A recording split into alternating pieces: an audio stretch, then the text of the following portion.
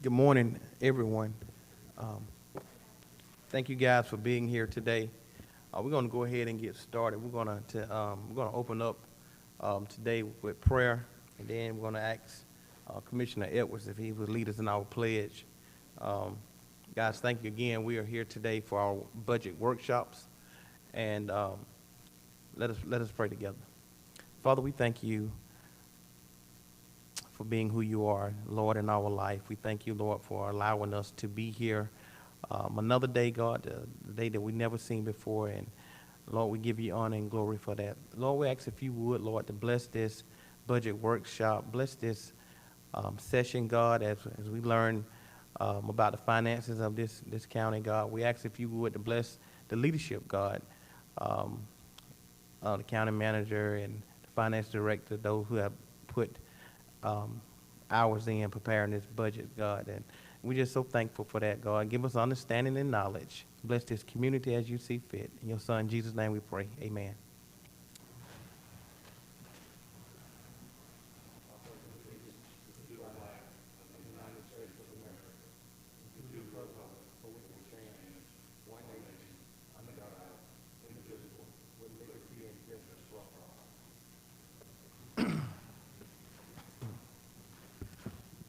We're going to now turn it over to our county manager, Mr. Lloyd Kerr, as we get this budget workshop going.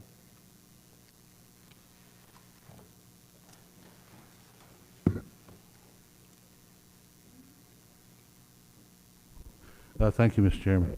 Since we're running a few minutes behind, Brittany is going to start off, is going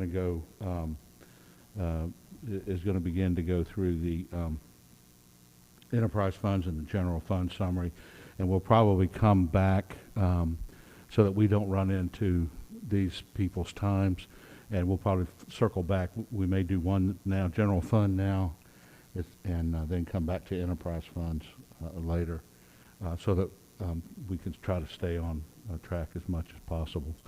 But I'd like to say thank you to all of the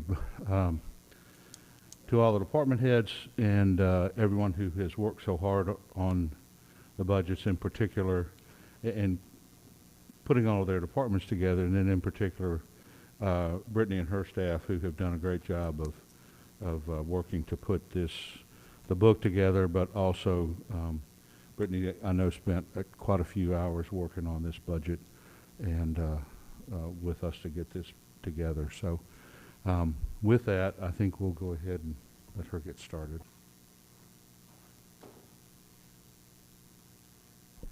Good morning. Good morning. In the budget workshop book, beginning on page 2, you will find a summary page that has all of the general fund departments listed. So on this summary page, you'll see 2020 actuals. So that means what their actual budget spent in 2020. Then you will also see a column that is 2021 original budget. So that was the adopted budget for 2021.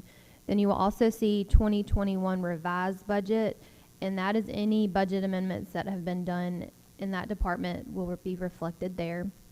Then you'll also see 2 columns. One is 2022 department. So the department level is what the departments entered into their budget. And then on the 2022 column, that'll be, are you not looking at, do you have what?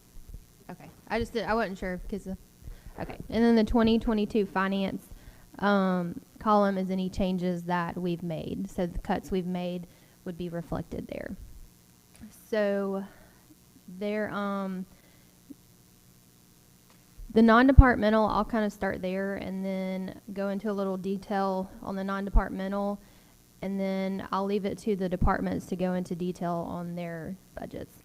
Okay. So our non-departmental is where a lot of miscellaneous items are budgeted. So right now, non-departmental looks like it's a little bit higher than it was this past year, and that's because we've currently got a lot of unknown factors still at this point in the budget budgeted there. So we have contingencies budgeted there currently. We have any insurance premium increase that we estimate we might see budgeted there, any new positions budgeted there. So that is currently being held there until we progress further along in the budget. There's also things in non-departmental, such as employee benefits that we do throughout the year, longevity, parental leave, and different benefits like that. Brittany, can I ask Yes. a question? Take me back 1 second to the difference between 2022 department and 2022 finance. 2022 department is the budget that the department heads would have entered. Can you just, I think it's the department, what yeah. they That's propose. That's the request? Yes, Yeah. the request, correct. Yeah. And then the finance would be any revisions we've made. Like, yes, correct. You're welcome. Okay. Let's see. Page 6 is where the detail of the non-departmental department is found in the book. And you'll see the columns over here. So as I mentioned, the employee benefits are budgeted here, as well as the contingency for new positions and the fiscal year changes, which is holding just a lot of miscellaneous things at this moment. That will change as the budget progresses. Do you want to talk about the new positions or anything right now? Or? We will be making a recommendation on the new positions that were requested. At this point, let me just make a note. This budget is based on the trends, and it's all on trends on spending. The budget that we have put together is also based on historical data for spending. But what we don't have at this point is the information from the tax assessor's office on what their estimated tax digest will be. What we have done is put together, we've done an analysis, Brittany did an analysis on where we were and the trends over the last 3 years to come up with a number that we could use to work with. And that number is what is where we are. We've estimated what our revenues will be next year, and so we've developed a budget based on what we consider to be conservative estimates. We believe that we are very close, but those final numbers will be coming out. So as soon as they do, then it may be that we're going to need to make some corrections, some adjustments to this budget, but what we're doing at this point is giving you the first draft, if you will, of the budget. We should be getting those digest figures by the middle of next week or so, and so then we'll have a little better number. But we wanted to go ahead and present this budget to you so that you would have an idea of where we are, and then we can make further adjustments based on anything we may have to make adjustments on regarding regarding the total budget. But we believe that we're really close, and so based on the experience and again based on historical data, this is where we've come up with the revenue that we'll have for this budget.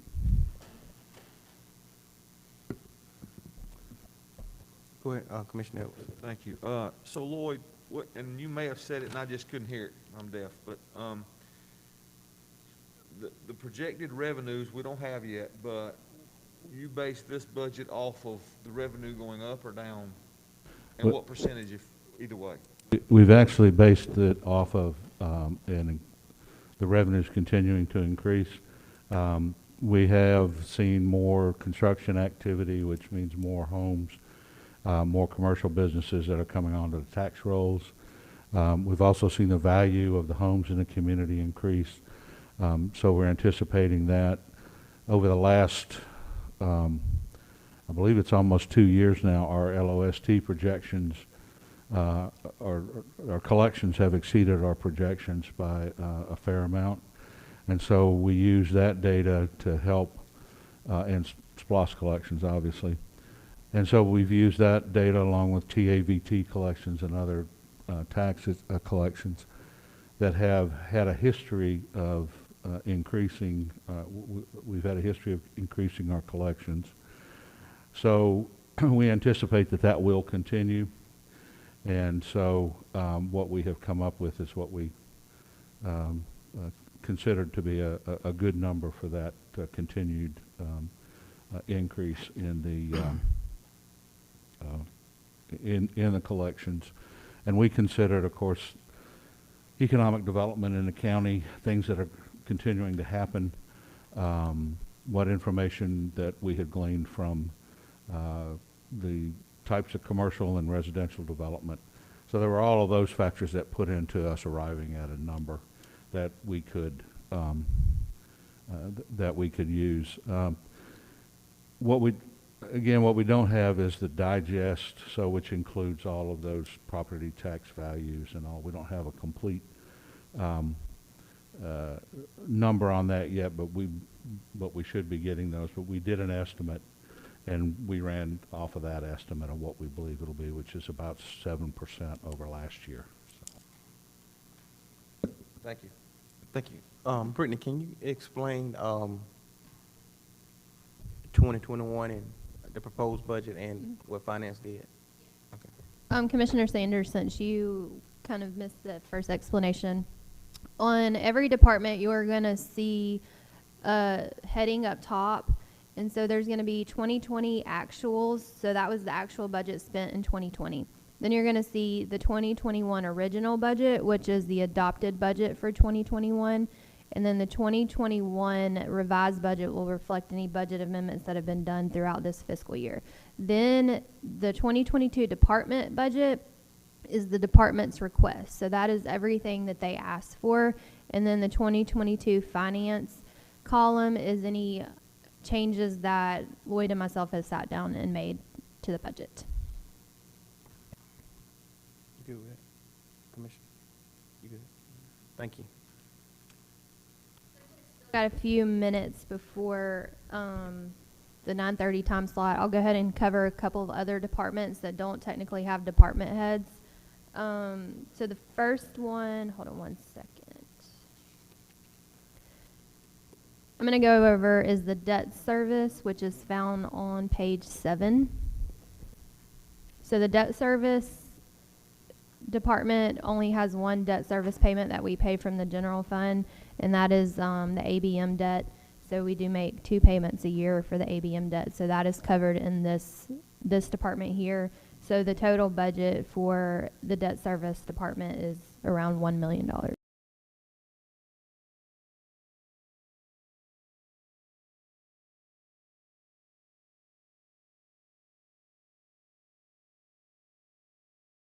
Is all of the county appropriations. So that is all the appropriations, and we'll have more information and go in a little bit more depth on the appropriations on Thursday. And then the other department that I want to cover before we get started with the department heads is the other financing uses department, which is found on page 10. So this is used for transfers out to other county funds.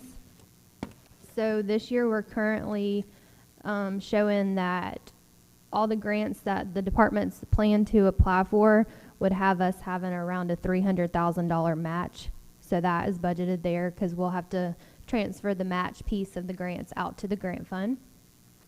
Then we also currently have a $2.6 million transfer out to capital funds, and that is so what we did this year in the budget is we took all the capital requests from the departments out of their department budget, and the plan is to put them all in the capital improvement fund. That way, if something happened this year, they weren't able to purchase the vehicle they were asking for or some construction project, that capital improvement fund budget is able to be utilized over a course of more than 1 year. And then we also have a transfer out to the solid waste department, and that covers the portion of their debt that the general fund is responsible for. And then we also have a transfer out to the Gaithers fund, which includes Gaithers and factory shoals.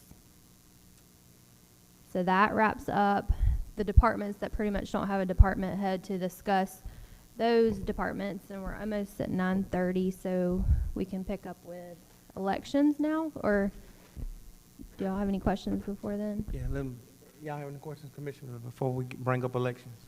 I do have a question in regards to the Gaithers. Did we make a profit off that in the last year? So I know it was in the COVID. Did we make a profit? Because I see it increased over the years as the money has been given to it. So are we losing money from funding this project? Generally, Gaithers, when you look at the Gaithers fund as a whole, it doesn't ever operate in the negative, but it does rely on a transfer from the general fund and able to do that. So we're not profiting. It's basically, there's not a profit coming from it, basically. Correct. To offset. Yes. So it's really more of a deficit. We're not making any funds from that project. On the accounting side, it doesn't show a deficit, but it's not self-sustaining. Okay. Thank you. Anyone else? Move forward with elections. Yes, ma'am. And elections will start on page 24 of your budget book. Good morning. Good morning.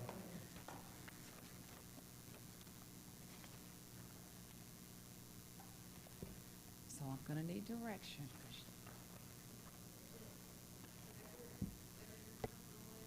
Okay. Line by line, okay. Good morning, again. All right, this is my first budget reading, so stop me when I start talking fast, okay? On that very first page, and I'll try to be brief because I think I was pretty detailed with the explanations as of the poll workers. Let me know if you got any questions on those, what the breakdown is. We will have 4 advanced voting locations. We did that for the January election, and it worked out very well. We currently have 22 precincts. We have employed around 250 poll workers for those precincts. And then poll managers, it's 22, and then it's 44 assistant poll managers. So with the amount that I'm asking for to cover the elections that are coming up for the 2021 and the beginning of 2022 is the $182,435. And I will go, and I'm not sure, were they able to see that, or should I have just gone to the technical services? The poll worker, I'm not sure what they're saying. number.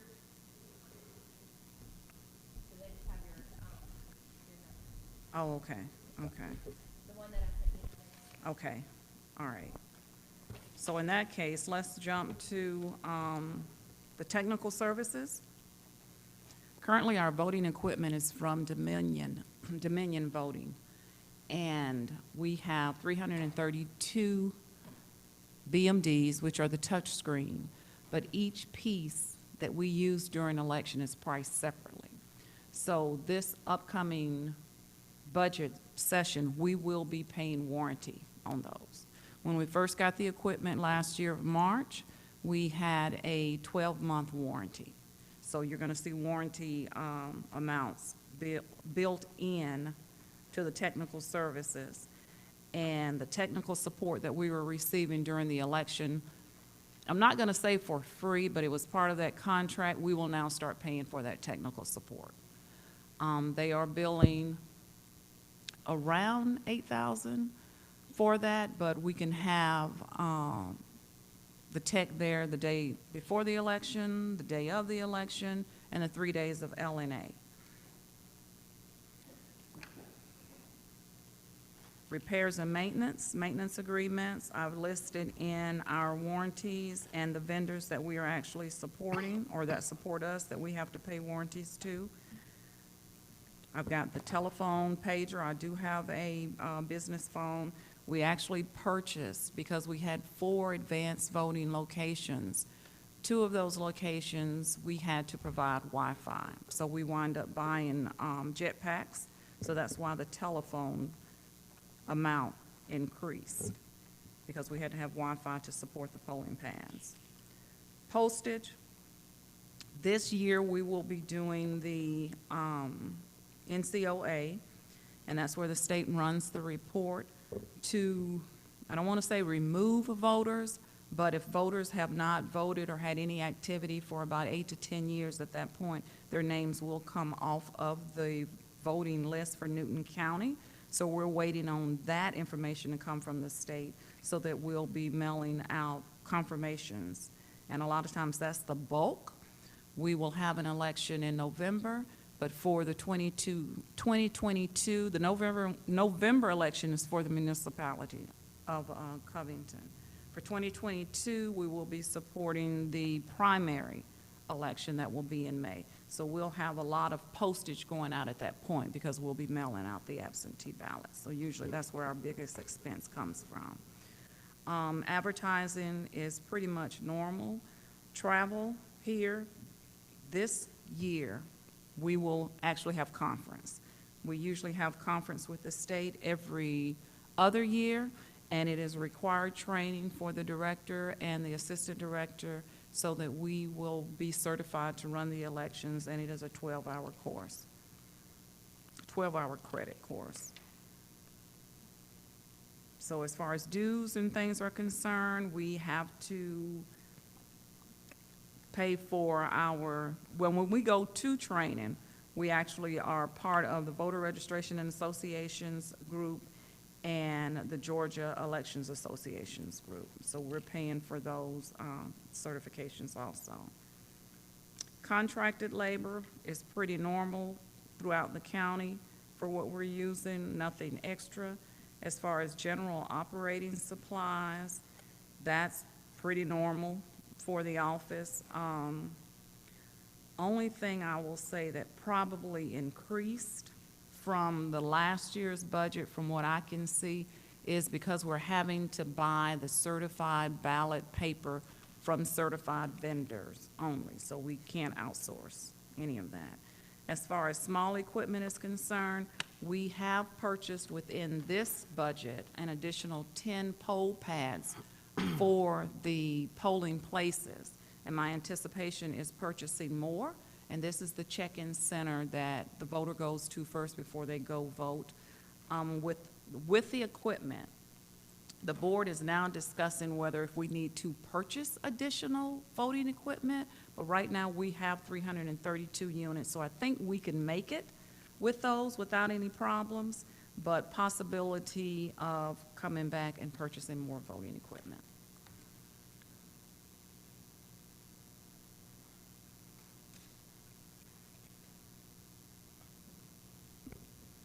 Questions? Thank you. Commissioner Mason. Thank you, Mr. Chair. Good morning, and thank you for your presentation this morning. We appreciate it.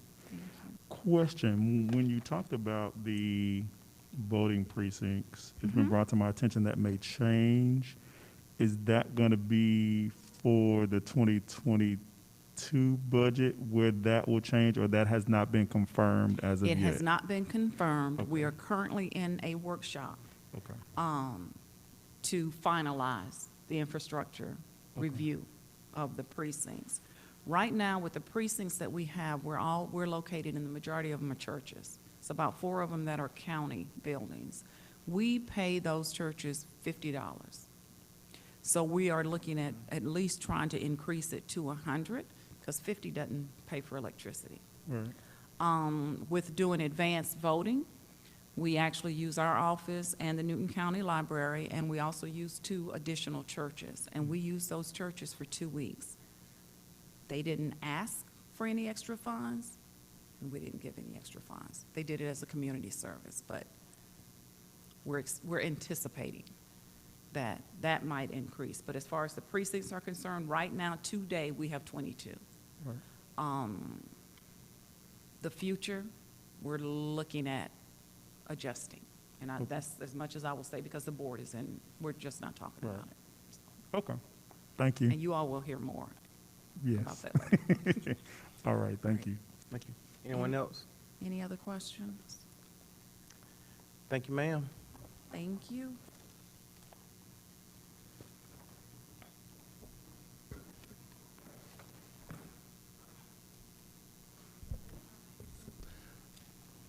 Next, Mr. Chairman, is our Information Services Department, Greg Mann. I'm sorry, and you can find his budget on page 33, beginning on page 33. Good morning. Good morning. I'd like to share with you some of the line item details of our budget this year. First off, I'd like to proudly announce our budget is going down. Not a lot, but it's going down. Very happy to present that to you today. Some of the things we're going to be looking to do this year, we want to institute another layer of security on the county network by replacing some aging Cisco network switches. We want to oversee the upgrade of the AV systems in courtrooms 1 through 3. They're severely outdated, and with all the Zoom and WebEx that we're doing, we need to upgrade those courtrooms with some modern technology, and we need to see about getting a generator for the admin building. That's where our data center is. We're also looking to collaborate with the GIS department. They're going to be having some server upgrades coming on later on this year. We're going to be collaborating with them and their vendors on their requirements. Tim Lawrence with GIS, he'll be up here shortly to discuss those. And also at the request of the DA's office and the Superior Court judges, they would like for us to look into hiring an additional information services employee just to service the Judicial Center, especially with all the new courtroom upgrades and technology. I think we're going to need a full-time person over there to help service their needs. We do have an increase in our small equipment budget. This is going to be for specifically $24,000. These funds will be used to replacing some of those aging Cisco network switches. Those are out of service, out of warranty, and they need to be replaced with more modern technology. In our telephone pagers and mobile, this includes the county phone system, our fiber wide area network service, our internet feed, phone system for the internet feed for the phone system, our analog phone lines for building infrastructure, and our departmental cell phone and cradle point routers. For this coming up budget year, we're going to be adding telephones and fiber service for Fire Station 4, and a few more cradle point devices for remote access.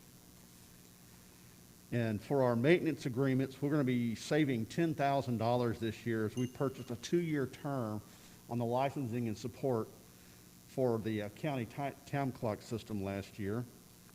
I'm also happy to announce that we made the fourth and last $31,448 installment payment on the county website, which was reworked in FY19. We have an older data storage array that has reached end of life, and that's going to be saving us $6,000 per year. Last year we had a $12,500 purchase for multi-factor authentication tokens, which basically adds an extra layer of logon security for our county computers. That had a 3-year term, so we will not be purchasing any more of those. And those are the line items that basically contribute to our budget savings this year. Do I have any questions? Thank you, Greg. Commissioner Edwards. Thank you, Mr. Chairman. Thank you. Good morning. Hey, so I back up to the personnel that the court system is requesting you hire an additional person, correct? Correct. Lloyd, is that typically, would that come from their budget, or is that just an expansion of the BOC budget? Any personnel additions would actually be included in the personnel, in all of those personnel numbers. And at this point, because it's a little fluid, I do have recommendations if, if you would, if you want them for Greg or for any department. But we have not submitted those because we don't have the final digest numbers. But they would be budgeted in they would be placed in his budget. Oh, I'm sorry, that's right. What we do with all the new positions, which is what we've done for the last several years, is put those into contingency. So they're going to be, you'll see a contingency budget that has the new positions in it. And it'll have the ones that we have that are recommended for each of the departments. Commissioner Sanders? What is the expected salary for that technical personnel, technician? Expected salary will probably be in the $40,000 range. Anyone else? Thank you, Greg. Thank you. Thank you.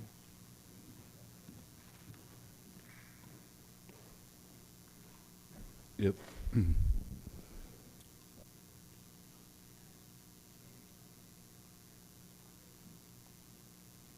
If the recommended positions are in the book, and they're actually on page 307, and you'll see the ones that are recommended there, I believe, are in green.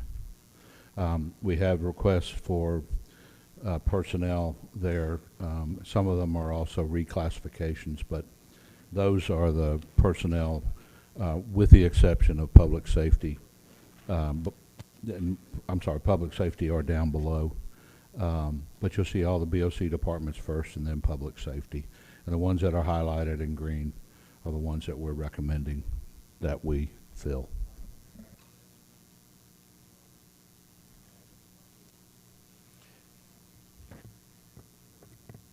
Anybody got any questions about that before we move on to the next one?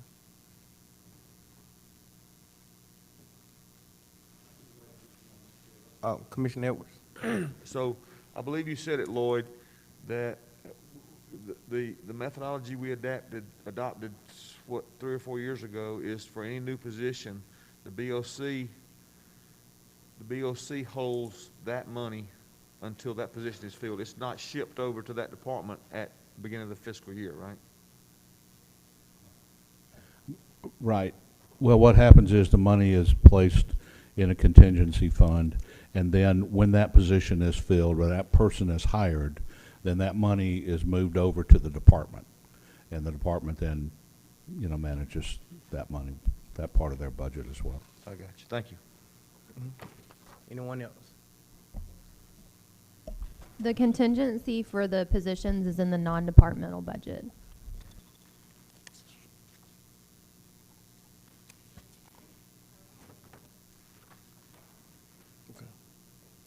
Next up is our GIS Department Tim Lawrence, Director.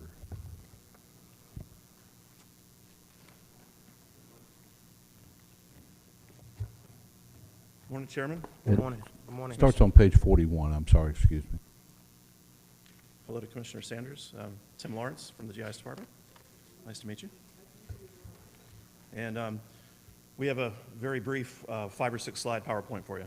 And we have some substantial percentage-wise increases, capital, 2 major projects, and we're going to highlight those 2 projects.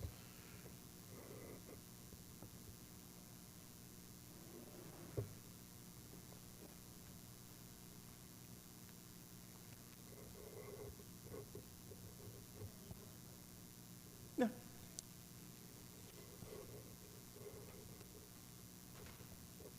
And just an overview of those 2 projects that will affect our FY22 budget. We're going to be transitioning to Next Gen 911. I'll let Scott Sorokin, our GIS coordinator, come up in a minute to talk about that one a little bit more. He wrote the bulk of the RFP. Proposals were received from 6 national firms last week. We have some cost estimates or assumptions, but we haven't fully analyzed those costs. And we're going to be meeting next week to score them with city staff, city Covington staff, and 911 staff. I'm sorry, Barry. So I've got a few bullet points about that. We're partnering with the City of Covington and the E911 Board of Governors. You all approved an IGA for that project last fall, I believe. And we were hoping that the project would have, it's been funded partially this year, but due to COVID, we've had to bump it back a little bit. And we assume that there's a cost share of roughly 25% county, 25% city, and the bulk 50% from 911. And our other major project is we'll be moving to new GIS servers over the next 18 months.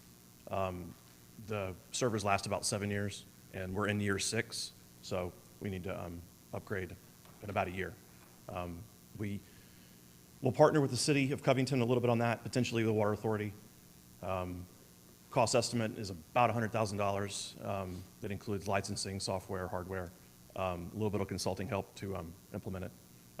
We can have some of the expenses come out of FY21, and some will probably go into FY23.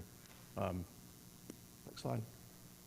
And I'll let Scott tell you a little bit more about Next Gen. Thank you.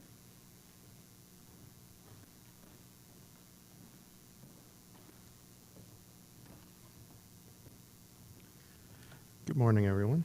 Good morning. So we wanted to make sure we gave a little overview of Next Gen because it is a very important project. I'd say it might be the most important project the Gis Department has done in the 20 years we've been in existence. So essentially, the current 911 system that the whole nation uses has been around for almost 60 years. And of course, when it was designed, there was no such thing as cell phones. It used, it was designed for the technology at the time. The way it does its most important function, which is to route the 911 caller to the 911 dispatch center, is it uses essentially spreadsheets. It says, well, we know where your landline phone is supposed to be, so when you call from that number, we know the address that number is associated with. Well, now most calls are made, of course, with cell phones, where you can be on the East Coast now and on the West Coast this afternoon. So a lookup scheme like that really doesn't work for cell phones. They make it work right now, but it's kind of forced into the system. Well, the Next Gen is going to be a build new from scratch, take advantage of modern technologies. So it's going to be designed assuming most calls are cell phones. It can still work with the landlines, of course. And then the biggest change in terms of us as a local government is it's going to route the calls using GIS technology. So the software and our data that we supply. And that is really what our RFP that we issued earlier this year is all about. There's another component to this, which is the network that the calls are routed over. That part is going to be handled by the state of Georgia. There's a Georgia Emergency Communications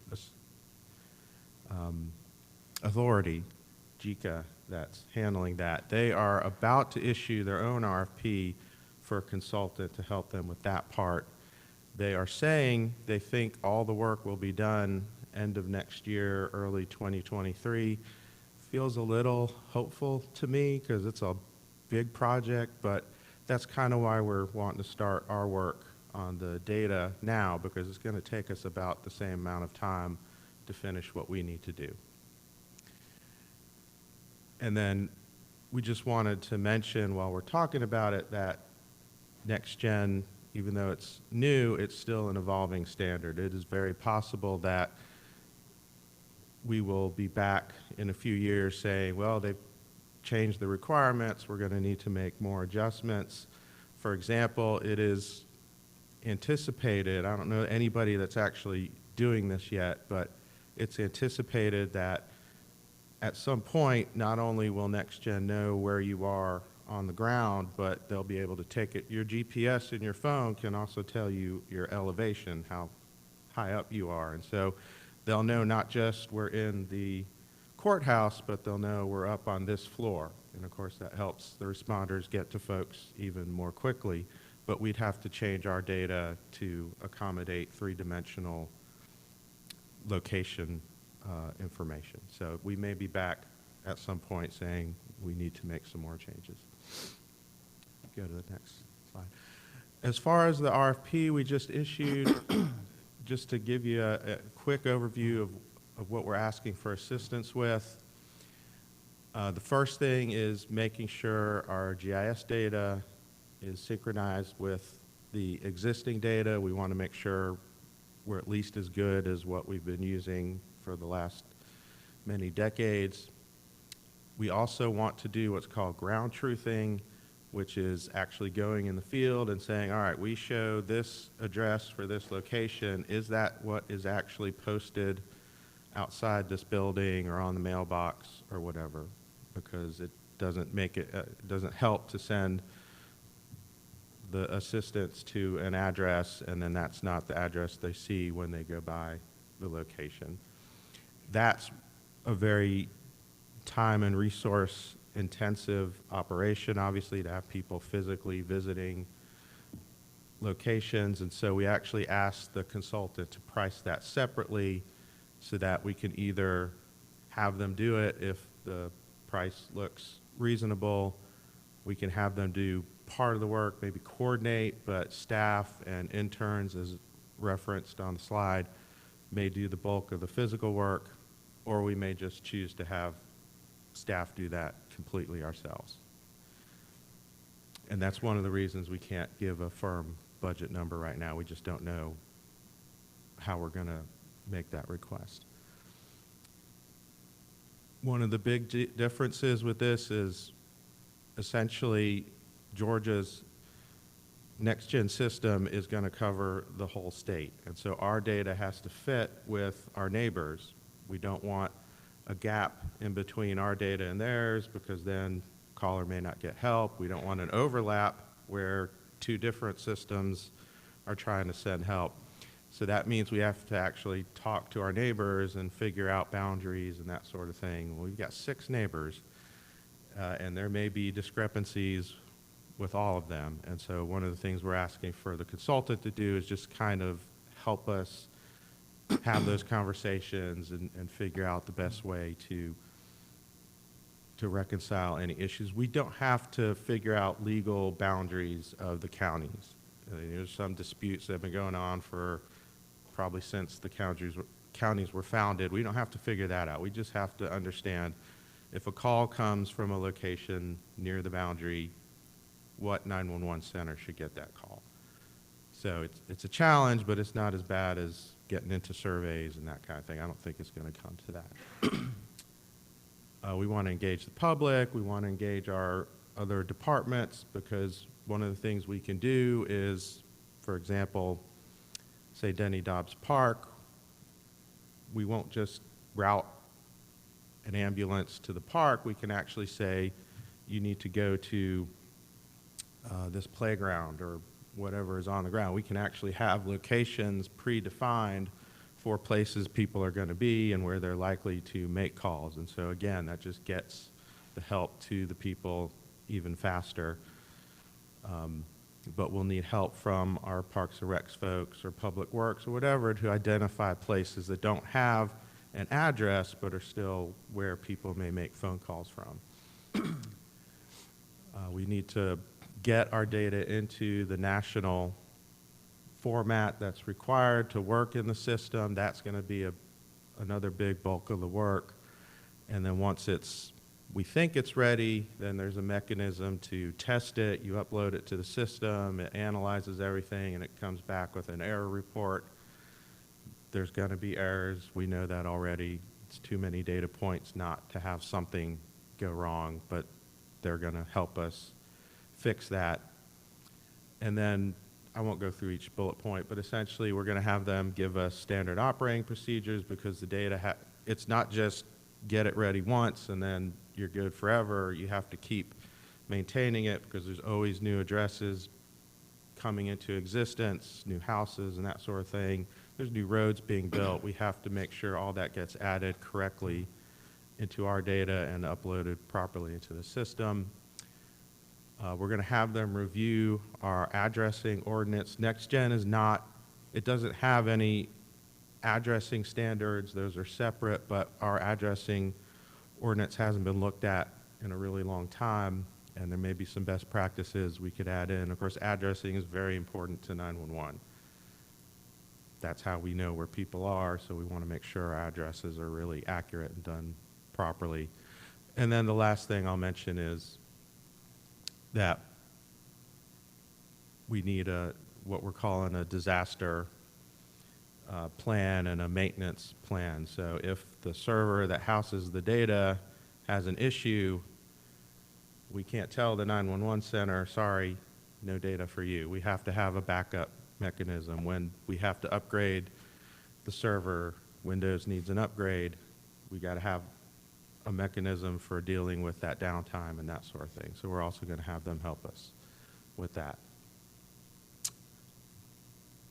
And so, as it says, we have issued our RFP for our work, what I was just describing. We have the responses. We just got them Friday. We haven't really looked at them yet, but we're hoping we're going to be able to bring a recommendation to the board at one of the meetings in May. And if it gets approved, then we can go ahead and get started, because like we said, this is going to be a long-term project spanning multiple years and multiple fiscal years. And I think that's everything to say about Next Gen. If there's any questions, be happy to answer those. Commissioner Sanders. Now, the cost is for the software, am I correct? Or is that including the devices? Because are the current devices that the first responders have, would it be compatible with the Next Gen 911 software that you're proposing? The dispatching system may need some upgrading, but Okay. that will be handled directly by the 911 authority. What we're contemplating here is all working with data and software applications, Okay. if that makes sense. This question may be for Lloyd. Lloyd, during this transition, how would this affect service delivery? It shouldn't really have any impact at all. Okay. I mean, all of our agreements for 911 will still stay in place.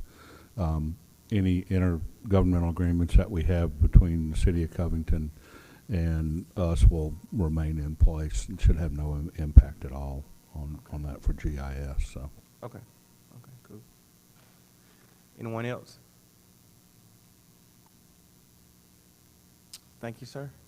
Great. And I think I'm going to speak to the You gonna next slide. You got one more? So separately from the Next Generation project, we do have a hardware project as well. The servers that we use just on a day-to-day basis for all of our work are coming to the end of their life cycle. In fact, I think we're a little past their expected lifetime. Thankfully, nothing's going wrong now, but we do need to work on replacing them. And while we do this, we're not just going to replace the hardware, but we're going to transition to a new, more modern GIS software system, which now is the time to do that because the new software requires a new hardware setup, if that makes sense. And so you can see the specific details. We're going to be effectively doubling, if not more, how many machines support GIS. And because we're doing the hardware and the software at the same time, this is going to be another long-term project. We will have support from our current GIS consultant to help with that. But it should enable us to, over time, provide more support to other departments. We can do more things. GIS is very much moving towards taking advantage of mobility. So instead of printing maps and going in the field and drawing on them and coming back to the office to update the data, now you're going to do all that on well, we're already doing it on tablets, but the new software environment is more geared to support that, so make those kinds of things more efficient. And I won't go into super big detail unless there's questions, but that's the other big project we have going on for the next couple of years. Thank you, Scott. Commissioners, any questions? Commissioner Mason. Thank you, Mr. Chair. This may be a question for Brittany. I was looking at the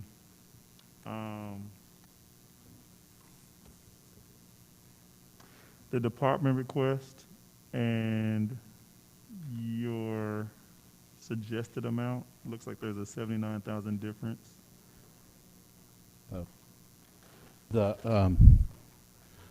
The department, you're talking about going through this? Correct. I'm sorry. Yeah, all of the capital projects were taken out of the individual budgets and put into capital improvement fund. Okay. And that way, the main reason for that is so that if for some reason a project is not done or a purchase is not made, that money can roll over to the next year. If we put it in the line item budget, then at the end of the year, that money would go would go into the general fund. So this is a way for us to carry it from one year to the next. Okay, so that 79,000 difference is basically for the capital improvement. Correct. Okay, thank you. Thank you. Anyone else? Thank you, Scott.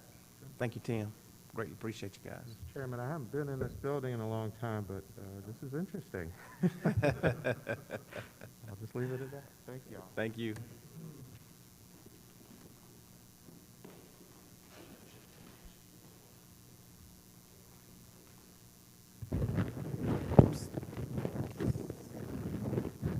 Yeah.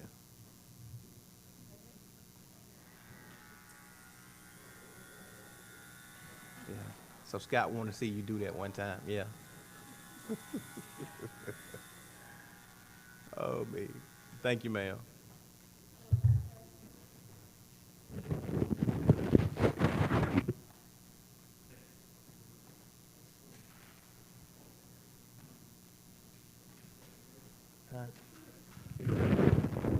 Yeah, this is the next one after this one, HR. You want?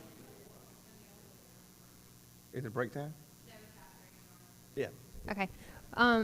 Next, we'll have Amanda Shoemaker with Human Resources and the Risk Management Department, and her information is found on, starting on page 40 of your workbook.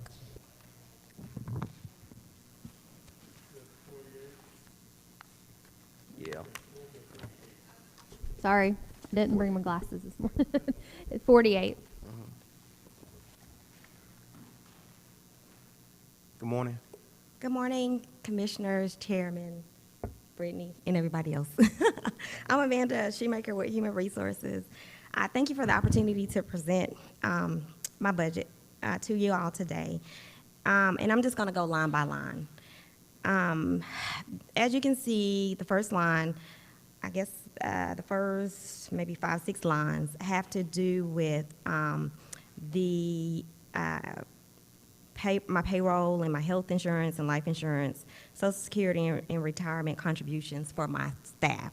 So those items, those line items make up the majority of my budget.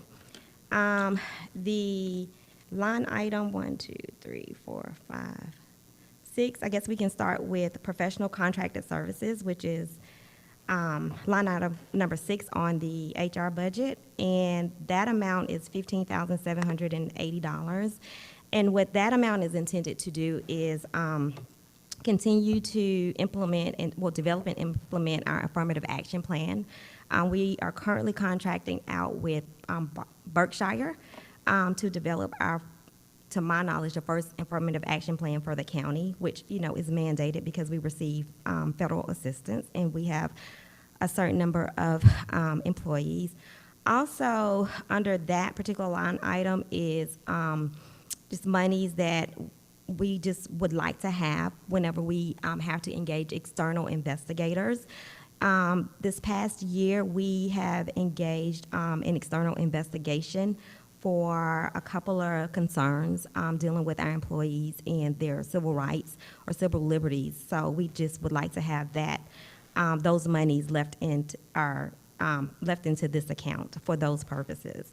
The next item is our medical exams, and what we do is we start from the beginning of an employee life cycle until the end, and anything dealing with that employee in terms of medical conditions, to include mental conditions, we bear the cost for.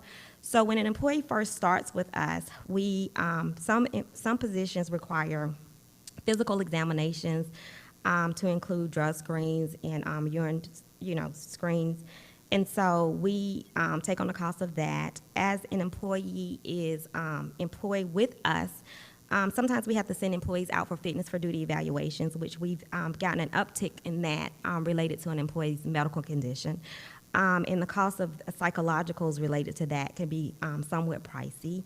We do random drug screens, and so that's the cost for that. This past year, we did some of our employees, we sent to the Sheriff's Department for COVID screenings, and the contractor that the sheriff uses charged us a certain rate for, in order to have our employees tested on a case-by-case basis, not always. So that's the components of the employee medical exam. For the rental and equipment equipment and vehicles, that's for the rentals of our copier, mostly in our office. Telephone pagers and mobile. We have, I have a cell phone that's paid for by the county. My risk manager has one as well as my HR generalist. So that's what those monies are for in that particular line item. On my next page, for travels, meals, hotel, and mileage, those, I guess the request has remained relatively kind of low. We're trying to feel our way out in terms of COVID and not wanting to engage, the large conventions and so in terms of, this particular line items, $1,000 should cover us if we have to attend something local. There's a component in there for HR staff, and then also there's $650 from our risk manager, just in case there is an opportunity for us to improve our skill set or just connect with other individuals in our industry by meeting with them for the better purposes of HR and risk management. Our next line items is dues and fees, and with this particular line items, I am striving to make sure all of my staff, including myself, I already have my HR certification under SHRM, and I'm striving to make sure all of my staff are receive the relevant certifications for the industries, as well as being a member of SHRM and other associations related to human resources and risk management. So that's what that is for in terms of the dues and fees. Education and training, oftentimes because I have new staff that are new to HR, in order to get the certification, they have to study. So this will be for study materials as well, so that they could be equipped to the extent to where they're able to pass the test in order to receive their certification. So that's what that line item is for. The next line item is other contracted services, and this is mainly used for our, printer and water delivery that we have. We try to have, the water delivery is necessary because when we have new employee orientation, we often like to provide them with fresh coffee or tea that they can, have, as they're engaging in their new employee orientation session. Next item is general operating supplies and materials, and I think that's pretty much self-explanatory in terms of purchasing, equipment or other things that we may need to run the office efficiently. Moving on to the next line item is event supplies, and with these two, sub items under the events, the main line item is for our employees. So we have two of these line items. The first one is employees supplies, and what that is used for is we have an employee services award every year for our employees. So every year we honor our employees who have been with the county for 5, 10, 15 20 and so forth years. And during the ceremony, that they're given the opportunity to register with a company and get a prize of their, or a gift of their choosing, based off of the number of years of services that they have with the county. So that's one. And then the next item is for it's employee engagement. And I really am passionate about engaging our employees.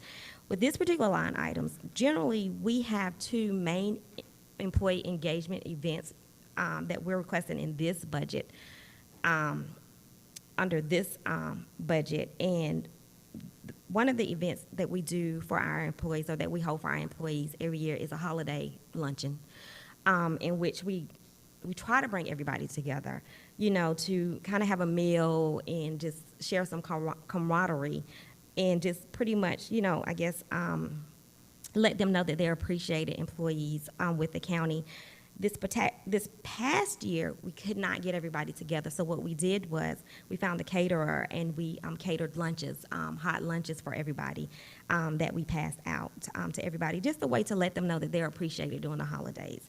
And then our second event that we normally hold each year, that is supported by this subline item, is in the spring, there's a Government Employee Appreciation Day that we do something for our employees. In the past, we have given our employees biscuits in the morning, and then we've also had the varsity truck come out so that we could, you know, supply our employees with a meal. And so I would like to continue that for our employees.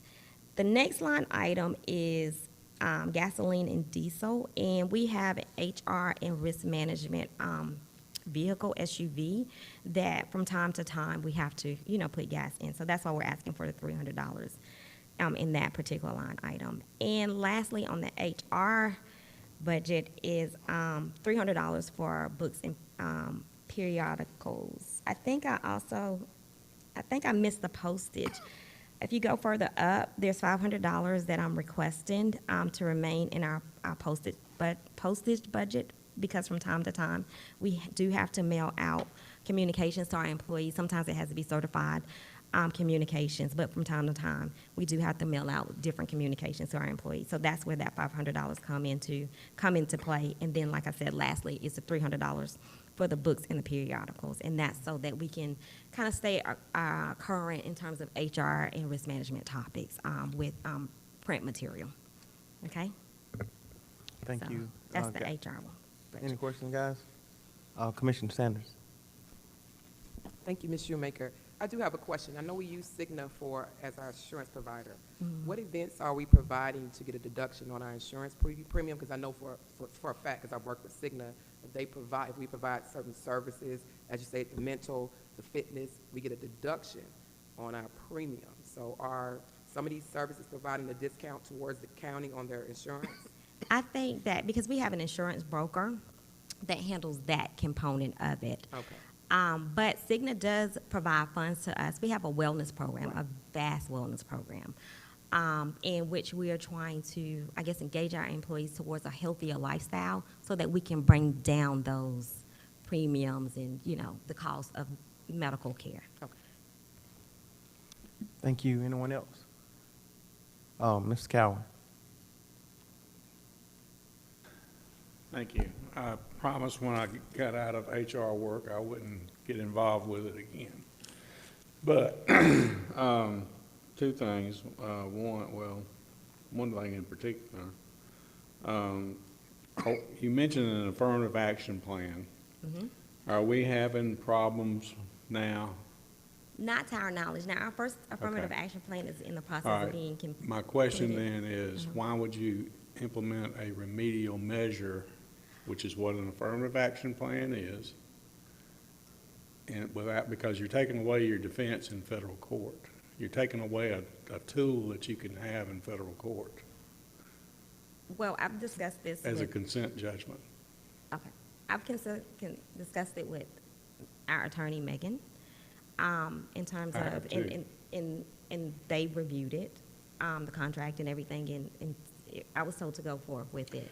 Well- But it's my understanding that when you get a certain amount of federal dollars, either as a federal contractor or a subcontractor, as well as you have a certain number of employees, then you're required to have an affirmative action in place. That's not to say that you are, That's true, but we're not a federal contractor.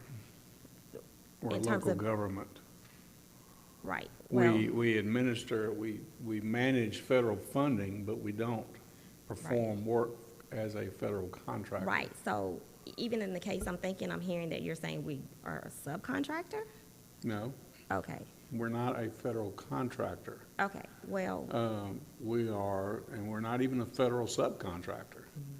We hold federal funding, but an affirmative action plan, don't get me wrong, it's a good thing, but it's best used as a remedial measure, as a consent judgment for discriminatory practices. If you go ahead and implement it on the front end, then you're taking that away. And what you're also doing, you're opening up claims for not just regular discrimination, but reverse discrimination, pretty much on all across the board. Everything that you're going to deal with is going to be tied back to, Yeah. well, you're violating the affirmative action plan.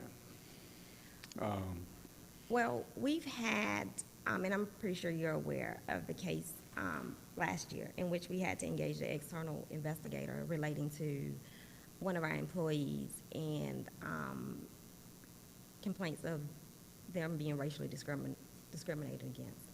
We've had other complaints by employees that they feel as though their civil rights have been violated. Some of them have been unfounded. But in my communications with the county manager as well as the attorney, it was thought to be in the best interest to engage or just to have the affirmative action in place. In my previous experiences, because, you know, I used to head human resources for Georgia Perimeter College as well as and work in human resources for Atlanta Public Schools as well as Georgia State University. When I have engaged in affirmative action plans in those institutions, it's pretty much we're just looking at positions. And in the positions, we're just determining what positions may be underutilized by a certain group of individuals. And if a position is underutilized by a certain group of individuals, what is the organization doing to attract the individuals to certain positions that are underutilized or that are underutilized by certain individuals? For example, when I was at Georgia Perimeter College, skilled tradespersons, we had an underutilization of females in that particular area. And with that, we had to attract females or do our best to attract females to the position. We didn't attract females to the position. So it wasn't like it was a quota, we have to meet a quota or anything like that. It's just looking at our positions to determine are we, in terms of the utilizations by certain groups of people, you know, based off of race and gender, as well as disability and veteran status, whether or not we are properly represented in positions across the institution or across the organizations, as, you know, as is the population. Hopefully I'm making sense. So it's not Well, in terms of quotas or saying that we have to place a certain group of people in a particular position. Well, the standard is that the workforce should be representative of your labor force. Yeah. And you can do that without doing a affirmative action plan, because once you do the affirmative action plan, that's what controls your life from this point forward. And you're going to be, every case that you're going to end up in federal court with is going to have that claim tied to it. Count 1, count 2, count 3, count 4 would be, oh, and by the way, this violates the county's affirmative action plan. Well, take that out, because you can, if you've got major discrimination, you can say to the court, let's do a consent judgment and we'll put in an affirmative action plan to remedy this problem. Don't take it away. Don't utilize your one biggest weapon on the front end, because it's like shooting a gun and you ain't got no more ammunition. So I just don't think the county's ready for that. Now, flip side of the coin is your accredited agencies have to have they have to show two things. One, they either have to have an affirmative action plan, which is designed to remedy any deficiencies, or two, they have to show a statistical balance that the labor force is representative of the workforce. Now, if we're not having any problems, then we don't need the affirmative action plan. I would reserve that until I needed it. I wouldn't use it now, because if you go down that road, your hands are gonna be tied on both sides, reverse discrimination and just general disparate treatment. That's my opinion. But anyway, other than that, I'm fine. Thank you. Any other questions? Yes. Okay. Commissioner Sanders, how much does Cigna give for the wellness program? Do you happen to know the figure? They pay for they pay for a whole position, and I think they give like maybe $75,000. It's a good amount for our wellness plan. So is there a way to upgrade that fitness facility with those funds? They give it every year? That's what we did. Yeah, so actually last year that's what I did. I implemented what we have now, okay, or maybe it was the year before, to have, and actually it was Lloyd's idea to bring a gym to the county. So I decided to use the wellness funds to put the equipment in there. And then last year, we used the remainder of the wellness funds to add to the facility. Mm-hmm. And then this year, we're looking at how we can enhance the facility even more, maybe walls or something. I can give you a suggestion. I used to do that for Porsche, the corporation, with Cigna. Okay, good. So okay. They have the fitness facility, and they also provide group fitness classes for the employees, which also gives you additional premium because you're providing that professional fitness person there to give them exercise and nutrition. You want to incorporate also a health and wellness program to help you get a better premium, increasing your premium. We have a robust health and wellness program. Okay. We've had our nutritionists come out and speak with our employees. We've had people come out to, physical trainers. Group fitness instructors. Yeah, so we've engaged all that. With COVID last year, kind of slowed down because we're not able to gather. Gotcha. But, we did things like, one of my mottos is, let's grow together. So what we did was, because we have to kind of attend to a person's mental well-being, one of the things that I'm appreciative of with my work in Newton County is I'm becoming more aware of like plants and nature and, agriculture. So we gave all of our employees pumpkins last year to plant, and we had a pumpkin growing contest. So that will because we couldn't gather, but that would give people an opportunity to get outside, get some vitamin D, and engage in an activity like an employment engaging activity. So we try to engage employees on many different levels, even though last year, especially for during COVID, because we could not gather. But yeah, we would regularly have people come out, like monthly, in terms of employee engagement. And another thing to do is annual health fair. I do that with the Cobb County Sheriff's Department. Yeah, we do that. Okay. Yeah, we do that. Last year we had to do it virtually because of COVID. So we're looking at whether or not we can bring, because we have vendors, we invite the local vendors, like business opportunities, just come in and just say hey to our employees, or just maybe showcase your goods to our employees. Mm-hmm. So we try to engage, not only the vendors that we have on staff, but just the community as well. Gotcha. Yeah. So thank you. I appreciate it. It's my pleasure. Anyone else? Anything else? Thank you, Ms. Shoemaker. Okay. I didn't go over the risk management budget. Well, this is pretty much, if you look at it, it's a one-pager. And the first line is unemployment insurance, which is $7,000. Workers' comp, $900,000. Commercial liability, or commercial property is $245,000.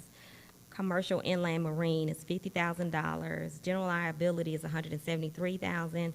Vehicle insurance is $385,000. And we carry normally the $60,000 for our deductibles every year. You guys, any questions? Mr. Cowell, I'm sorry. Workers' comp fund set up, Yes. how much money's in it? I don't know how much money is in our workers' comp. I'm sorry, what? When we take break after this, I can pull the fund balance. Oh, okay, all right. Anyone else? Cases in the county? No, actually, I'm pleased to announce last month was the first month in 4 years that we did not have one workers' comp claim. I'm so happy about that. I'm so happy with the work of me and my risk manager to get those claims down. So we plan on engaging employees by doing something to celebrate that as well. Wow, Yeah. that's awesome. That's So, awesome. yeah, I'm excited about that. That's awesome. Good question. Anyone else? Thank you, Ms. Shoemaker. No, thank y'all. Have a good day. Thank you. Got to think we're going to go to a break, and we'll come back at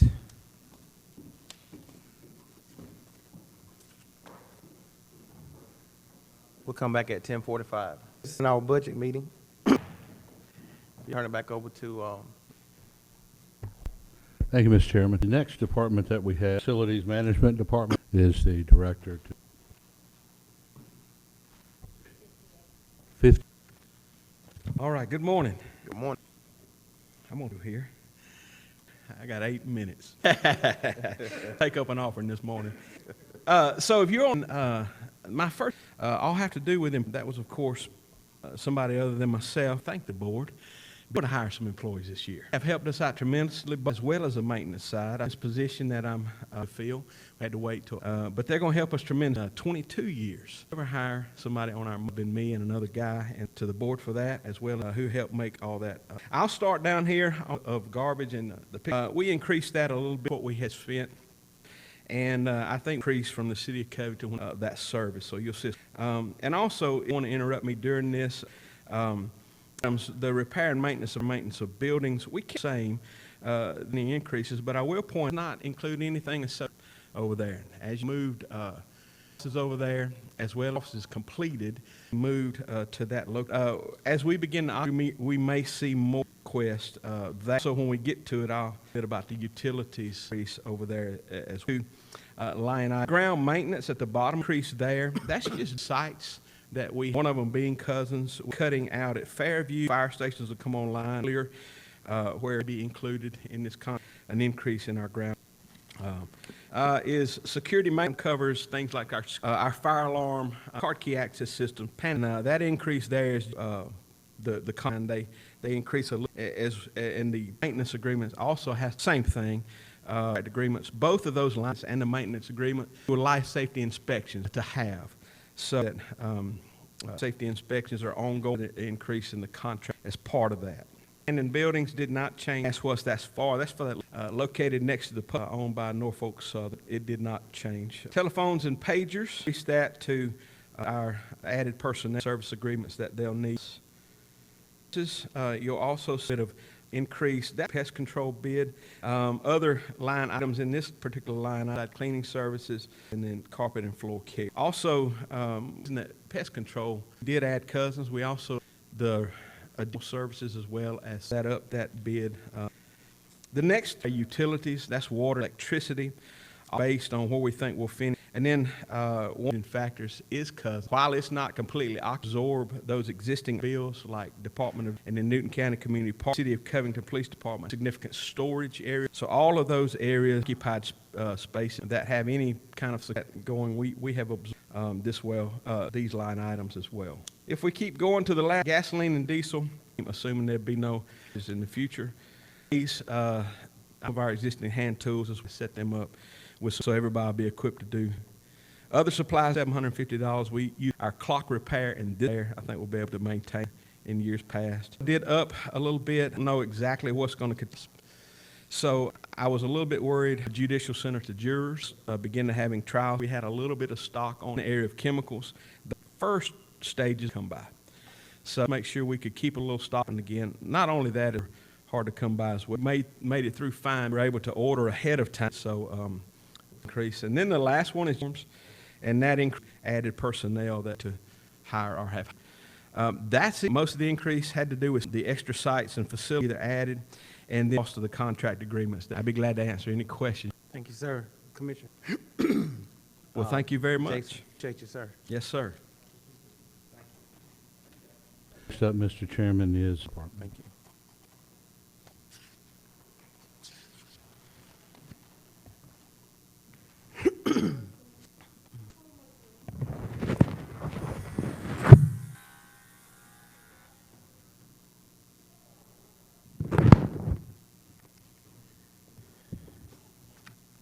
Good morning. Hope y'all are doing well today. Start out with first, Board of Commissioners for that were awarded last year. First, the new innovated on shelter. So my budget to personnel and space.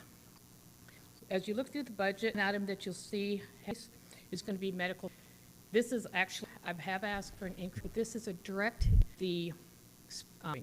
previously, just for a little history, started in 2017, close to 70%. And calendar, it was 20%. And that same 2018, only that left the shelter left the. So far in 2021, % are leaving the medical service result of number of adoptions. That is the only things that go in veterinary costs for type of thing, and of the animals that have been adopted. The vast majority of that sent to the sterilization cost grant with Planned Parenthood in 2020 for surgery. So now there's $80 and $100 depending on if it's a case. So we're now, that is why we're, and just kind of for comparison, so far this year in the first 9 budget on the fees for percent.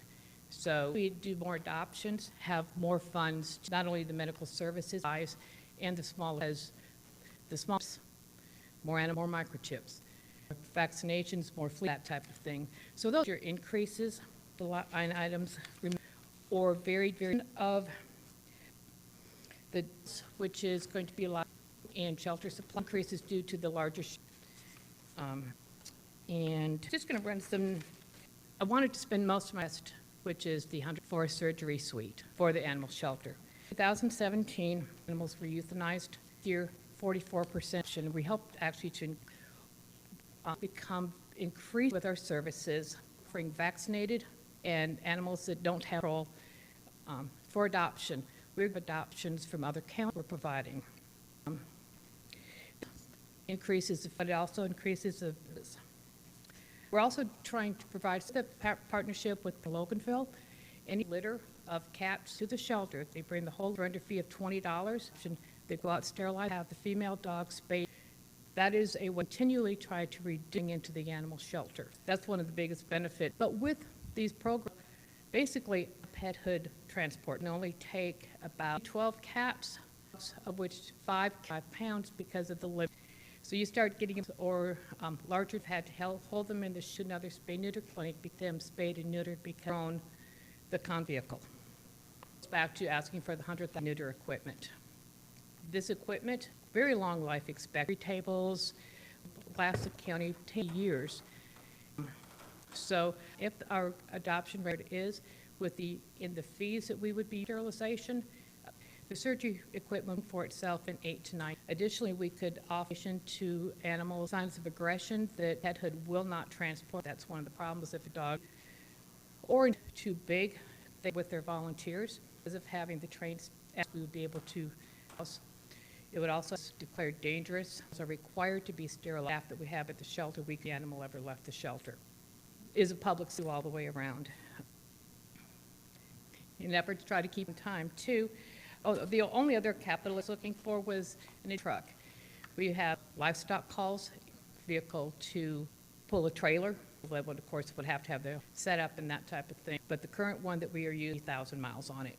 Up there in the years, we would probably back up. Plus, with the 4, we only got 2 new vehicles. Another officer vehicle. We're going to need an additional vehicle just for like Good Fridays. We had 8 goats trying to be extras. And basically, all of the things that I've It has made a difference. Week in a litter of person. This was not, we all 11 puppies, aggressive. We did $80 for the sterilization, couldn't, and I could not drive her to Loganville, but, and all 11 did in 2 hours. Line of 6 people out the door when we opened it. The word is out, the change, and it's happened because Lloyd has allowed me to do more progressive treating our animals and positive impact to the community. Thank you. Questions? Go ahead, Lloyd. I just wanted to, the surgical room, actually budget 100,000, but we did budget, and that is in capital improvements. But we did find available the truck, so that we just, there were some monies that had not been fund. There was for and there had been some animal services for vehicles. We can purchase that with that you were talking about to pull the money that we have. So and that's to tell her. Thank you, Lloyd. The surgical equipment grants, but government, it would be from best friends, but any of those money needs to show in the community. They're not going to send you a new surgery, but even though they're not funds for the board, they have a vested interest. It likely that those. Any question, Commissioner Sanders? I just want to clarify, you say you just vehicles and you have one that's. Okay, here we got 4 new positions, field officer positions. Close it, all of the positions where they can actually start running. And I'm not sure if you're familiar. We have hours, but we also have an officer in 365 in their own vehicle. We are good vehicles, but that's why we would keep for another officer vehicle. County's grown too. There's actually positions in animal service in 2018.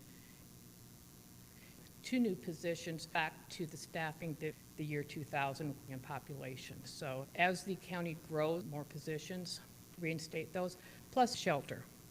I'm hiring for Argo that even after some, but can basically do everything. Need more help in the field in case where with multiple dogs running loose at multiple officers. So do they work at the same time or they're working? We run, but they rotate. Okay. The shelter, or when we had standing outside coming, there was helping people with puppies in the but by having them all field means that if we need them, they can go in the field for training and stuff. Plus they have to be sworn, that type of thing. And in some cases, because people with animals that are aggressive. So, I mean, we had one case just recently where almost bit several people. We need. Thank you. I appreciate it. Anyone? Commissioner Mason. Thank you, Mr. Chair. I was going to ask, because I know I was helped move the right direction, and so that we are moving, great things are happening, rates are up, our euthanasia. So those are all good, and you being the subject of animal services, and have the capacity, able to, has forwarding additional revenue. Additionally, that's a liability I want to take on, and because of stuff. I want to bring my own dog mission shelter because you never know something with distemper. We actually have to take stuff. We actually bring in animals, so it's just that. Yes, I didn't know if that was we had thought of capacity to, or it did, and I knew you would. And even capacity-wise, in addition, our shelter is better than any of our surrounding counties. Okay. With getting them out other. Yes. Thank you, ma'am. Thank you. I did use. Up next is the EMA department and Wendy Peacock here. They can be found.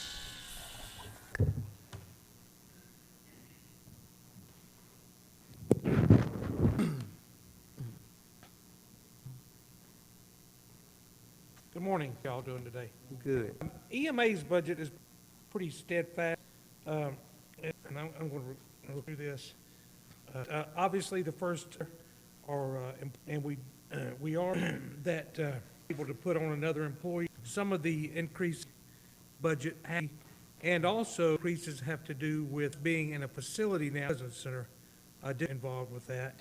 And if you go down to the equipment is acceptable to you guys and ladies.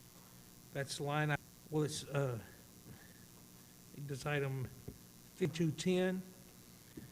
some of the, we have an 8 sirens out in the county, 3 early to warn the public impeding, and as those sirens, the maintenance and additional sirens simply because app code made a very big difference. Personal opportunity of imminent, but that's one of the reasons in that repairs and maintenance of equipment.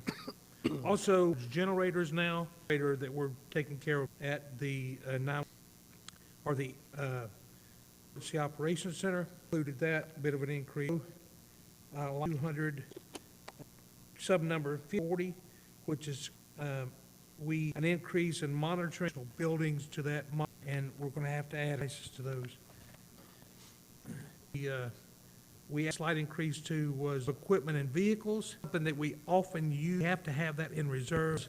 Some of the situations EMA has to rent to mitigate that time that in a year that or a directional sign is typically in case. And last with shelter rental, we increased that one slightly. Also, I'd like to explain 5230 telephones paid. When we put up our new emergency, we added phones and these phones, so operation cost have increased along with those additions in the emergency operations. Accommodates the emergency operations as a whole. We had okay piece in 37, which is education and training, been at a very for many months, 2 years, and as we move out, call this is very disaster. EMA now, whereas Nation Clinic was a Piedmont Technical College. We want to get back into education, emergency management, safety agencies in Newton County, fire, EMS, incorporated with industry, and we do training like SWIFT team training. We support the Newton County called out this year for our body recovery.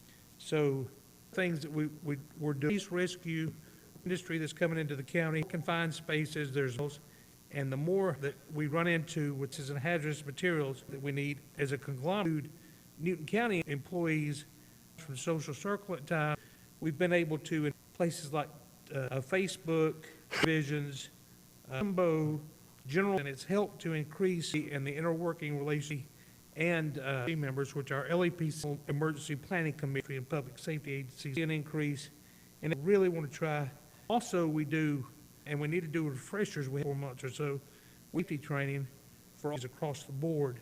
The reason that you'll see an increase line item. Some of the things, there was a slight, there was enacted services.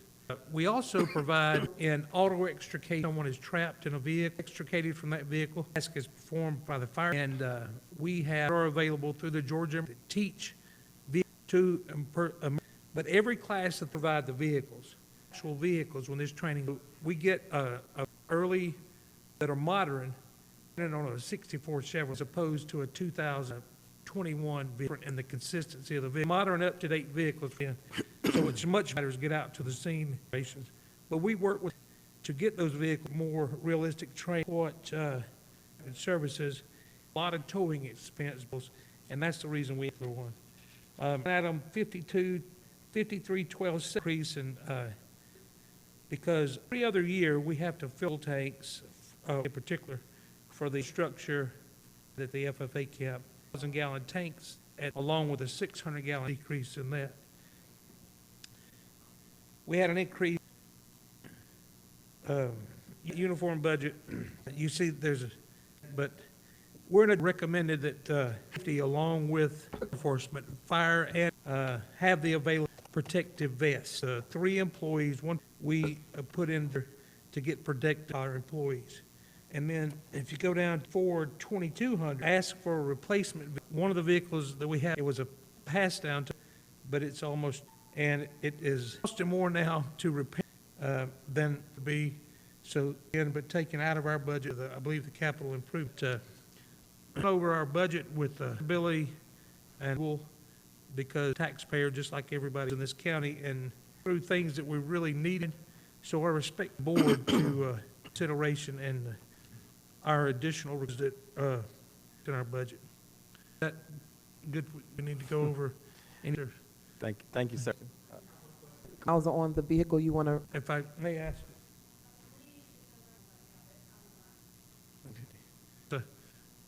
Plus, but some of the, you know, their city are driving, that vehicle's been packed, a couple of different employees.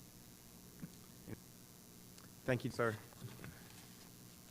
I'll have a good. Sir. Up next on the schedule, Chester Clay will be presenting the public fleet maintenance budget found beginning on page 9 of your budget book.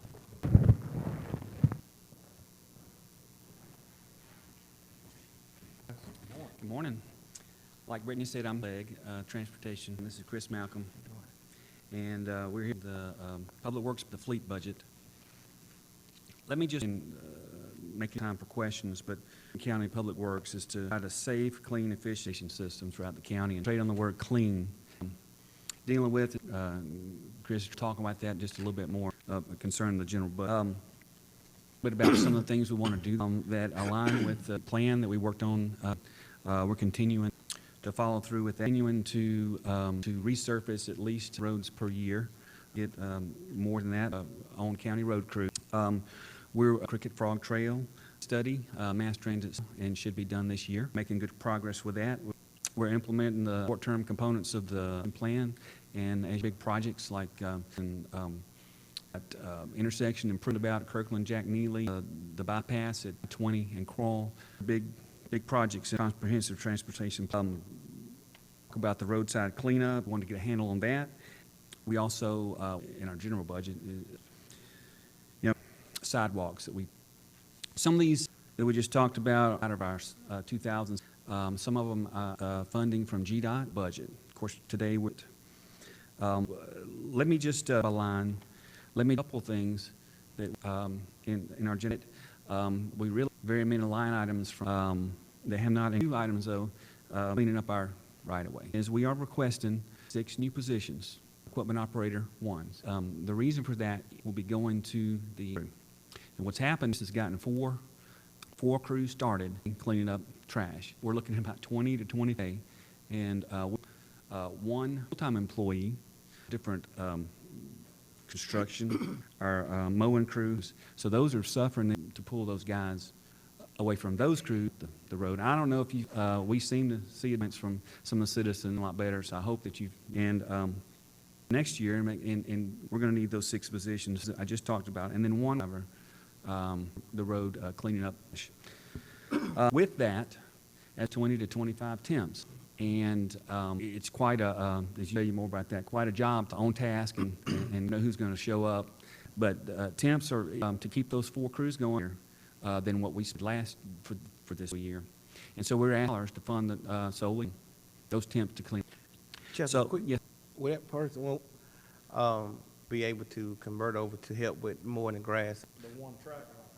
Okay. Trash mowing, one season, and I'm getting calls. Yeah. So we're, it's a little easier on all the trash crews now, but it's all a lot to. Those are the really not asking for new equipment. Our general budget, new trucks, or like in the general budget, asking for is more money roads and employees to clean up the roads. So that's the line items we have in line with what we have for our maintenance and the roads. And if you have any questions, we'd be happy to. I just have Commissioner Mason. Thank you, Mr. Chair. And Chris, we're talking about the temps, the ways that we want to hire. This is a Lloyd question. Or you may, we basically new temps to clean. Are we looking at decrease it, to convert those where they're temps objective, or do we want to give time? You want to address Right it? now, I maintain temps because it to a maintenance level year in, you know, we just will be able to tell if we can maybe 10, and we temps we have the using them as needed. So as things releases and everybody quits going through that as many, so it's beneficial to keep it. So what Chris is doing is you at least one county employee run the crew and pick up the trash. Picking up trash every day. I mean, summer and the grass is high, and I don't know. It's something I almost prefer to use employees to do that. Yeah. And that can get it from a, like you said, it probably will be fiscally responsible for us to keep not need as much that, which is going to. Whereas if we keep that cost there. Commissioner Sanders. That we actually put for the Yes. road, how many contract out with that amount of money? Right now, we've been on 5 of they're in, and I got 18 on staff right now. temps are coming from we don't have to pay them the benefits, Their benefits paid. so is that then to have a full? Usually, like association, they pay the work, so it's cheaper on us. Yeah. This is not because I think I don't know. So when you get ready to cut grass this time before and all of that. Yeah, so what we, our mowers roll that season, and we got to cleave ahead of them. Okay. There's gonna be some overlap, we're gonna dedicate one ahead of the mower. Okay. The rotation, which is what they've been, right now, it's between 20 days. It may stretch out being taller on the road, but there's no trash pickup down, but as of between 20 days, you'll be back. Okay. I know last year, and trash into little bitty bits, and Yes, Lord. we're trying to do that this year if at all possible. That's where it's gonna happen, because it will put, through it to go out quick last year before we would get struck. Commissioner. Thank you, Mr. Chair. I was going to ask another schedule that you go by correct. Picking up trash, is it possible commissioners could receive so that if we get questions, we can kind of this is when that cutting, this is the schedule for, just so that we can be effective in communicating with this, reach out to you guys and say, hey, again, or hey, when we want to save that. We're working on that now. I had sent an email out, I remember earlier, but to see what the grass, I said a month ago, they're having to actually hunt for it. So we're gonna see hopefully how much that slows us down to take between to complete the route quicker than that, what it does. So by the end of this, I'll send it. That will be, we can communicate as well when they question us. I don't know, and they're like, well, okay, let me just contact to find out. And I will, we try to do it 3 to 4, close to 1,000. It takes a little while to get it to be continuous. Okay. Training program too, so we, it's a herbicide that kills the weeds and stuff, and so it helps us a little bit too. So it's like Kirkland, 29, some of the old roads we'd like to keep. It can, but we'll make it. But a good tool we started. I don't know. Then comes out and service roads because I get. I think they do it quarterly, just recently. Probably 3 months or so. They all there is a kind. So is there any help? Because I know in just state roads, and so sometimes those get kind of messy. I don't know if there's anything that we kind of help really, well, we can contain those as well if there's. I don't know that we got on anymore as far as what you make it look into the outreach as far as the track pros and so on, but that'd be my beneficial. Can't they route? The way I understood See, I didn't know that either. I need to double check with them on that. Okay. About Public Works would quickly. Department has a separate budget. It's under Chris Malcolm, and vehicles, bus orders new vehicles for the different departments in budget. And so the fleet stayed basically the same. Item increased in really something in our control parts this year. Need $1,000 extra in parts. In fleet, we want to hire some contract to do some of the special. We're $40,000, $5,000 than we had. And Chris, you want it's about. One thing you saw outside service, basically the mechanical are not factory certified fire trucks, they're certified, or that's what you think anymore. They'll be to take somebody that's technical training currently cannot employ and hold some qualifications. So usually what somebody comes in 40 hours, we use 10 to repair, certified on. And like I said, trucks that we still do on our own. I think we've had fire engines recently have somebody qualified type work, so that's easy. You know, It's taking sequential in that to get it together, and it's 5 hours down to somewhere around 100, depends on who you use, and those that who can use, that give us block time. So they're not really qualified, just what we got right now, we're for about 4 months. Transmission, a lot of the pump valve work, they're somewhere. and what we our diesel mechanics. Our hours is, that's the thing, the entry level guy up around 30. We have our crew who's training somebody. Plus the engine in which truck you work takes a specific type, very expensive to so we don't have all. Questions, Commissioner Mason? So have considered having someone, is it possible, once people through that factory certification done that? Okay.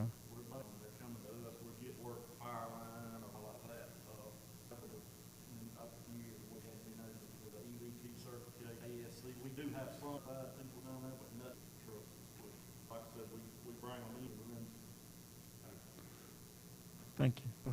Commissioner? Mayor, I'm sorry, I mean them, that they get with our county attorney after you train them, training back, or they have to, for a certain amount of years, training dollars that's going away. They want to get with our county attorney, their contract that says they back, or back something, you know, to that in the employees. Anything else, guys? Thank you, guys. Great leader. Lunchtime. Thank you. Thank y'all. Gonna move.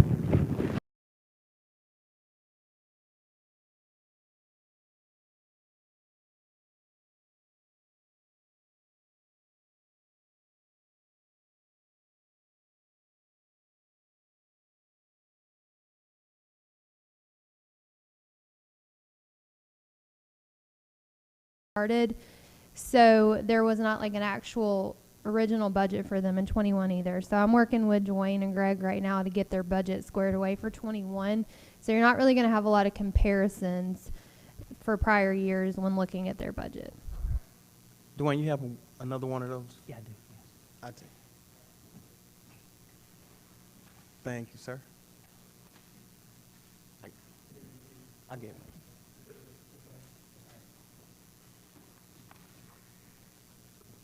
So, we're good? Yes, sir. Mr. Chairman? Page 136 in your book. So good afternoon, I was going to say evening. So look, I'm going to highlight maybe 2 or 3 areas and then answer whatever questions y'all may have. I appreciate Brittany's help. She's really helped us a lot getting everything moved over and getting situated as a department, and I definitely appreciate everything she's done for us.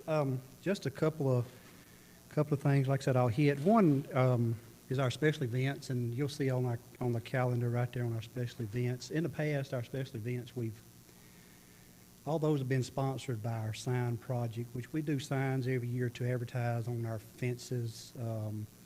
So we usually took that money, and that was pretty much all of our special events money we had. So we've added a lot of special events, our biggest one being our fall festival, first Saturday in November. Year before last, we done our first one. We had over 2,000 that came through the park. We were disappointed last year that we had to kind of take a year off, so we're hoping we didn't lose momentum bringing that back. So we'll get that. But we do have money coming in off that. We do sell booths, food vendors. So we do have some money coming back. We do a kid zone is what we called it. It's got a lot of jumpies, rock climbing, and quite a few things, and we don't charge for that, and that seemed to be a really big hit a couple of years ago. The other items that we kind of added a little bit to was our maintenance side this year. There's quite a bit of just stuff at our parks we need to kind of upgrade and work on and do so. And then we have kind of started overseeing cutting the grass in Nelson Heights, taking care of that, so that's added a little bit to the maintenance staff. So we did bump that a little bit to kind of help with that. And in utilities, hopefully we're having security lights come on it, Fairview before long. We've always paid everything at the Turner Lake, so with the expansion of the senior center, so we had a little bit to help take care of that. So I know me and Mr. Curry talked a little bit about he may separate that, but we really never got back, so we did include that just in case that didn't happen. And then with the splash pad coming on, so this will be the first year we've kind of seen what kind of expense we're going to have to do the splash pad, and so we'll kind of get all those figured in too and have a whole lot better idea next year. So that's just kind of a highlight of a couple of things that we did ask for a little bit more on, so I'll answer whatever questions y'all may have. Thank you, Dwayne. Yes, sir. Commissioner Sanders? It was a little hard for me because I was looking at it while I was at lunch, and to try to compare from last year to this year was a little hard. So, when you said the maintenance of the parks, will Fairview Community Park be on that maintenance? Because I know they were not on that maintenance, schedule for a while. It is, and then I say maintenance, we do contract Okay, Fairview out at the moment is being cut twice a month. okay, So we did add that to Jason's contract with the county. They'll cut it a little more regular. okay. But yes, there's other things that include is I know we need to upgrade benches. We've got, there's just a lot of things through all the parks that need some attention. We need grass on the ball field at Denny Dobbs. So we need that. We need benches at Beaver. So there's just a lot of things that it will cover, plus our regular routine, grass cutting and everything else. So. Anything else, Commissioner? No. Thank you, sir. We greatly appreciate you. Thank y'all. Thank you. One thing I'll add on the recreations budget as well is when they did their budget this year, I asked them to stay as close to their appropriation as possible, and they pretty much were spot on. So at the end of the day, them being a county department is really not going to cost the county any additional money in this budget, because it was budgeted for just as an appropriation, and now it's budgeted for as a county department. Next up, we have Ashley Best with the Extension Office, and her budget will start on page 145 of your budget book.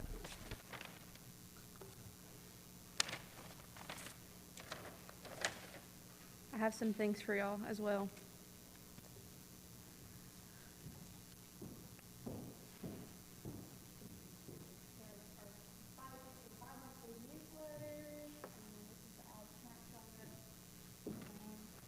Thank you, ma'am. You are welcome. Thank you. Thank you much.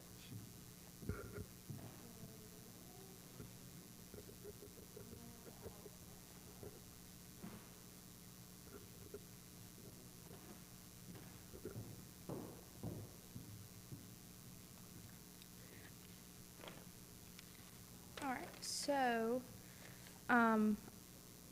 our budget hasn't really changed that much from last year, except for the fact that we've decreased, because I asked for the van last year, and that is great. We received our van, it is in, and we are actually using it this weekend. We've used it 3 times already, but we're using it this weekend to take 4-H kids to a Fortson Fun Day.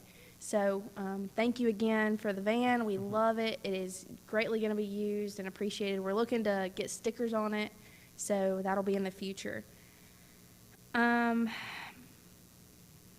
Moving forward, I did increase our travel, because I do hope that we, especially with me being a new agent and Charlene Scott being our new 4-H educator, I am doing a lot more site visits. I am doing a lot more traveling to trainings and things like that. So I did increase that for this coming year to make sure that I'm meeting the needs of the community and that I'm easily accessible, and I can't, I don't have to get to May or March or something like that and say, sorry, I can't come see you, it's not in my budget. So I think that by increasing it, I'll be able to do more site visits, do more farm calls, things like that.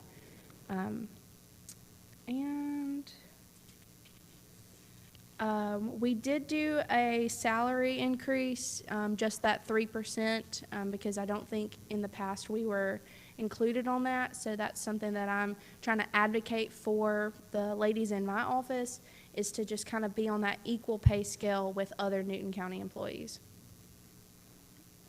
So I'll add a little bit to that. Okay. UGA pays several salaries in the extension office.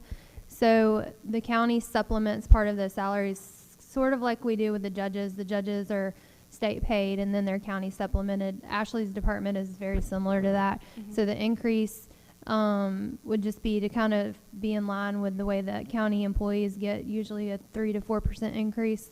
So it would just work the same way as that. Increase in her supplement. Yep. Yeah.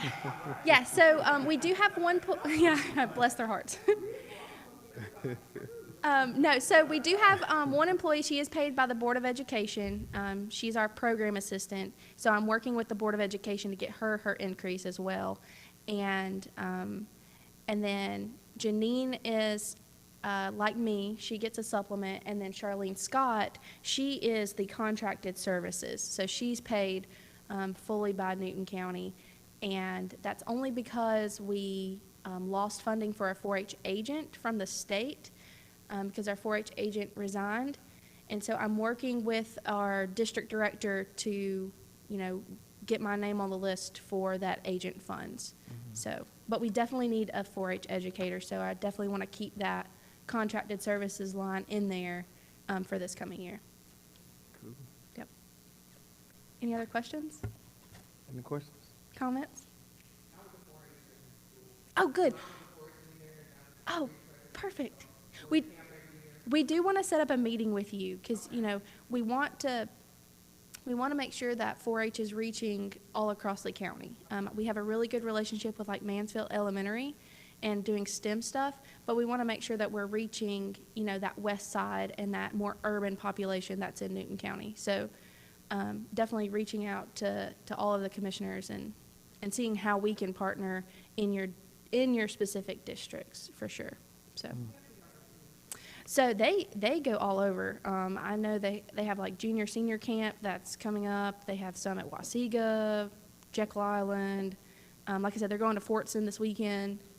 But it's good. Yeah, you definitely need to meet with Charlene Scott and Kim Lawrence. They're our 4-H people. Yeah. Thank you. Yeah. Greatly thanks. appreciate it. Appreciate it.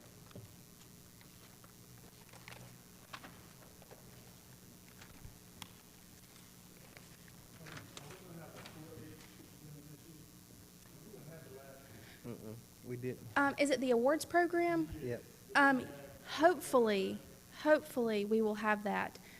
If not, we're looking at doing some sort of like citizenship type thing, where we invite, all of our commissioners, city council members, mayors, things like that. So we're just now kind of getting back to in-person programming, and but we have all of our summer activities planned out. So, do you have any children? How old are they? I have a 16-year-old that goes to Uh-huh. 13-year-old. Oh, nice. And then I'm supposed to have a 4-year-old that goes to 8 years. Okay. Oh, nice. Well, definitely, consider having them join 4-H. Oh, okay. Oh, good. We got to get them back in. And Charlene Scott, our 4-H agent, she just met with the 6th grade curriculum director for Newton County Schools, and we are going to be in the 6th grade classes this year. So we're increasing our number of schools, increasing the number of kids we see, and so that's definitely on our goal list. And, Newton County is where 4-H started. So we kind of have a leg. Do you know I know just a small portion of it, but do you know the history of Avis Williams' mom and Judge Horace Johnson's mom with 4-H? Oh, They recognize them. Johnson, Lottie Johnson? Yes. Yeah. So Lottie was the fax agent, or was she the 4-H? No, I think she was the fax agent here, and she may have been the 4-H agent. But rumor has it that she sent the first African American to Rock Eagle, the camp, and she said it was by accident, but so that's kind of and for they sure. just had a big program for them and awards. Yeah, because cool. they gave them an honorary, the highest 4-H degree that you could get. They made them an honorary 4-H master. So because they didn't have the master program back when they were coming up through 4-H, so they kind of did that retrospect, and it was pretty cool. Yeah, Terry Fullerton kind of headed that up, so we definitely want to continue that legacy here in Newton County because, P.D. Johnson, I think, he was kind of like in charge of the African American corn clubs back in like the early 1900s, like 1904, 1910, something like that. And so we kind of have that claim to fame as well. Wow. Yeah. It's pretty neat. I definitely, want to make sure that we're upholding that legacy of being the first 4-H corn club in the state. So, yep. Thanks, y'all. Thank you, thank you, thank you.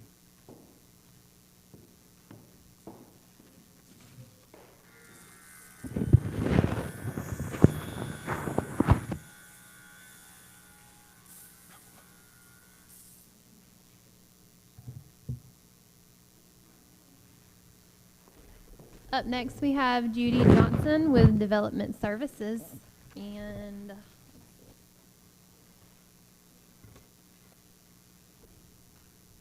page 153.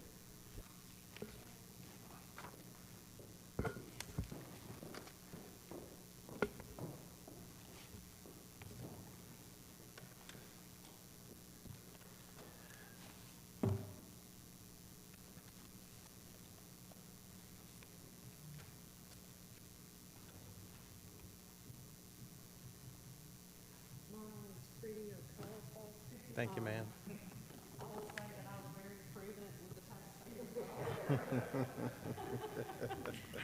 I didn't even copy in color.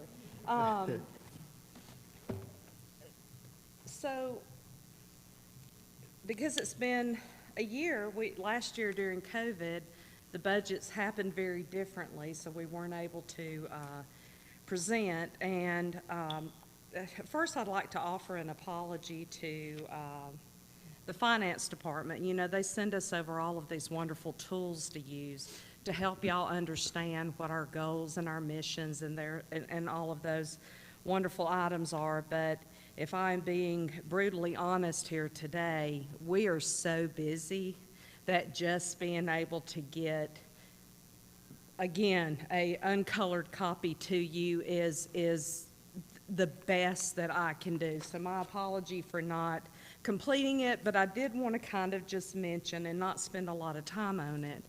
But if I was asked what my vision or what my mission for my department is, it is the strategic plan. Because everything that our department does is about all of the goals and the outlines that is in that strategic plan. Also included in your information today is I'm not sure if you are aware, I did give you some goals and intents, and why I can't find my little page is a good question here. But now I've got them. Our development services. So I did tie a handful of the items that were a cost in 2020. It was a cost in 2021, and I'm asking to carry those over. And those are professional services. One of the things that our department is charged with is to make sure that we complete some required state reports. And when you have limited hands in your department, sometimes you need to farm these services out. Farm may not be the best word for that, but sometimes we have to hire professionals who can go out and look at 100 catch basins, which may not mean anything to you, but it's something to do with our stormwater program. And if we can get someone and we have a qualified vendor that's $20 a structure, well, if they can knock out 100 in a week, but I don't have the manpower to do but 10, and I'm required to have 100% of these done, and we have well over 10,000 of these units. So you can understand that professional services, to me, that money is very necessary. I would ask that in the budget, if you were looking at things, that not be an item that was considered to be reviewed for slimmer amounts. The other thing that is very important in my department is training. It is pivotal, and I think that each one of you sitting up here have all been very active in making sure you are trained as well. Well, in our department, I was listening to an ACCG legislative update earlier this morning on a Zoom meeting, and there's some good news, but there are some very strong changes in state bills and House bills that will affect, well, it certainly affects the local government. One of the good things, and let me go ahead and put this one out there, is that they have now, it's either a House bill or a state bill, and if I understood the meeting, I didn't get in until the middle of the meeting, but if I understood it correctly, The way this works is that they now go on to the governor's desk, and they believe there will be very few vetoes. So in this is a House bill for, we have so many people asking us, why do we not have a liquor store in the county, in the unincorporated area? Well, before, in order for us to have a liquor store, you would have had 35% of your voting population vote to put it on the referendum. Now they have removed that. Now, just by a resolution from the Board of Commissioners, I believe it's resolution, but you have the power now to put it on the referendum, assuming that the governor, and I believe he will sign it. So now all of those questions that has taken us so long to be able to offer a store that sells something more than beer or wine, where you could actually sell distilled spirits, that is something this board could potentially vote to go on the next referendum once it's passed, and let the citizens decide if they would like to see these, to see a liquor store, or I don't think we call them distilled spirits, but to see a store that can sell more than just alcohol, beer or wine, because that's what we're limited to now. But also in those state legislation bills that came up today was a little bit more about them controlling the building permits and building permit fees. That is a big concern, obviously.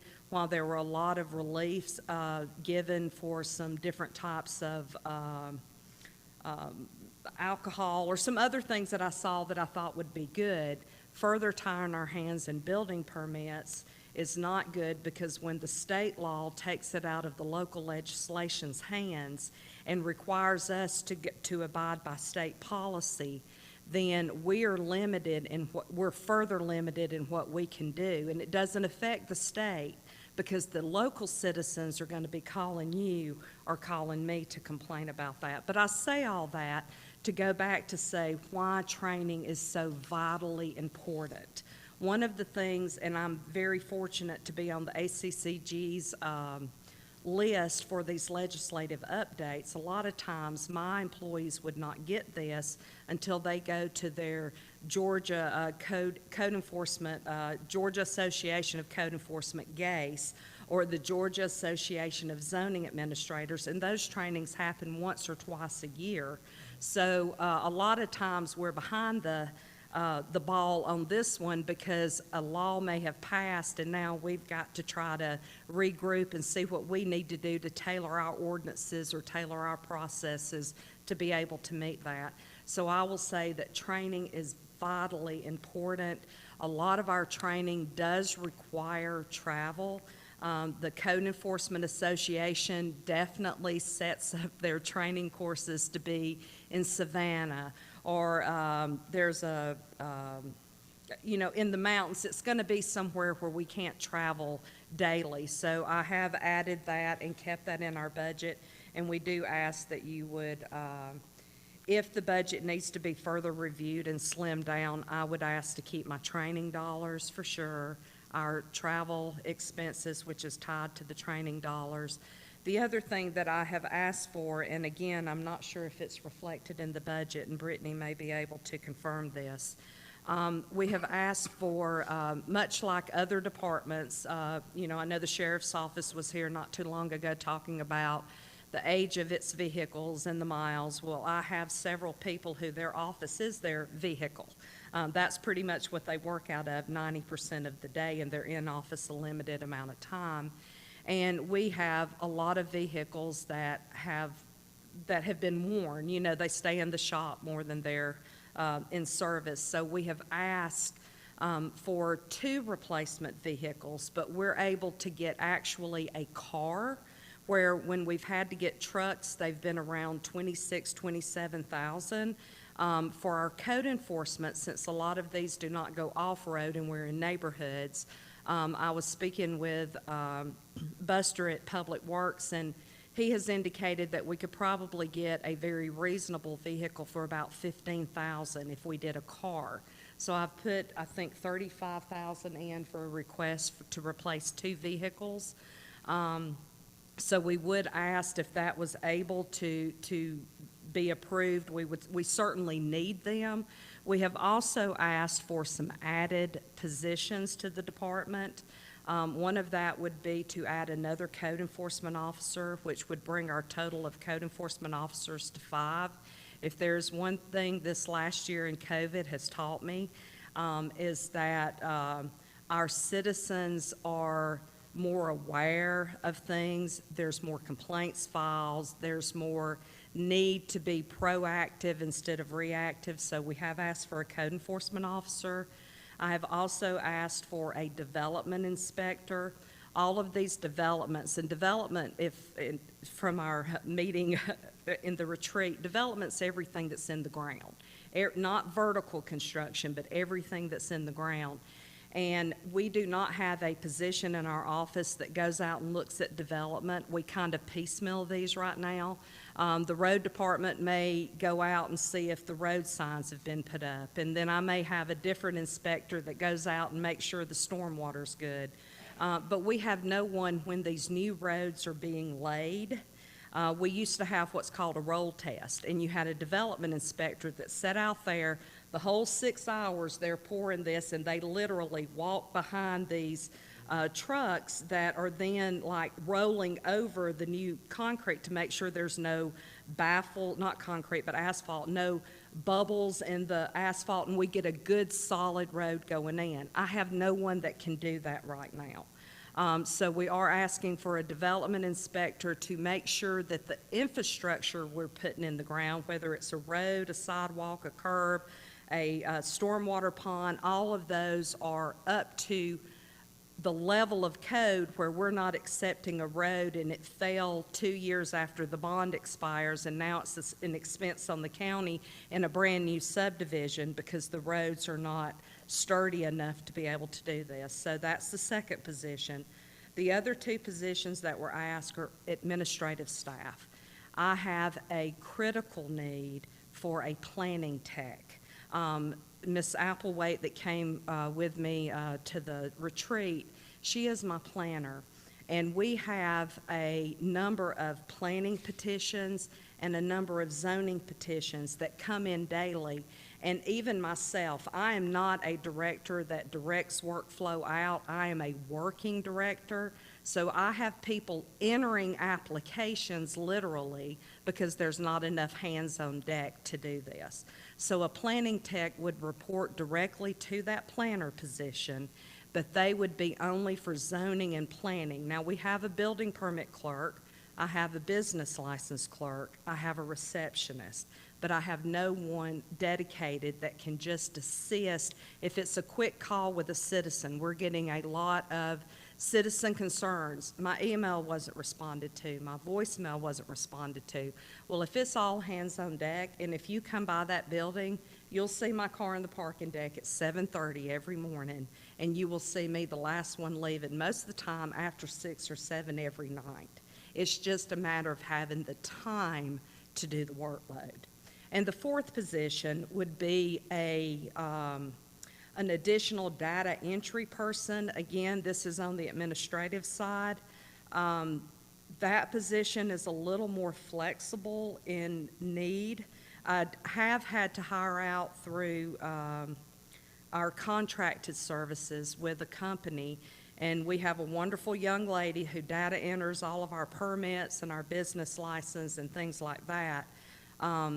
And that is about the level of the employee. This person wouldn't be returning phone calls. This person, it's just simply a clerical, it's the lowest position in our department just for clerical needs. The difference between the clerical person and the planning tech that I need a planning tech who's capable of corresponding with a developer or corresponding with another member of the transportation department and understand what they need to come back. So that is a little bit higher of a level than just a baseline clerical person. So training is very important to our department. Contracted services, just so we can make sure we're keeping the state reports timely. We do very much ask you to take into heavy consideration the need for staff to be able to handle the volume of work that we have right now. and then the two vehicles that would be necessary if you do grant us the development inspector and the code enforcement officer. We will take two of the older trucks and assign to them and take a car and put it in code enforcement. And any questions that you may have. Thank you, ma'am.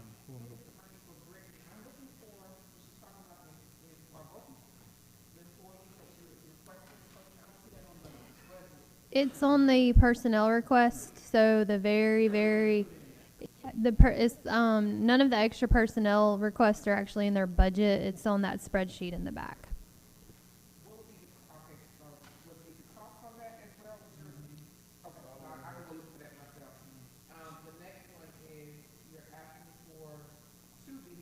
Yes, ma'am. And we would do these again as cars, what we could get for longevity, but at a much lower price point. When we're asking for trucks, we usually have to ask for four-wheel drive. You're asking for a lot of additional things that drives the cost of a base vehicle up, but our code officers could use a car. We used to have an old Taurus. I don't even know if they still make Ford Tauruses or not, but we used to have the Tauruses that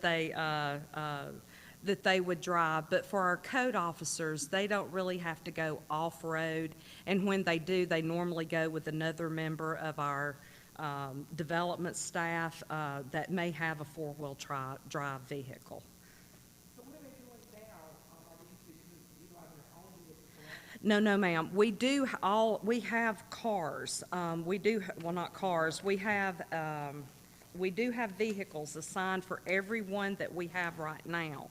But if we were able to gain 2 positions, we would not have enough vehicles for all of the field staff. Furthermore, even if we were not able to gain the needed personnel, some of our vehicles we have stay at the shop a good bit just due to the age and mileage and those kind of, a good Ford Ranger only lasts so long.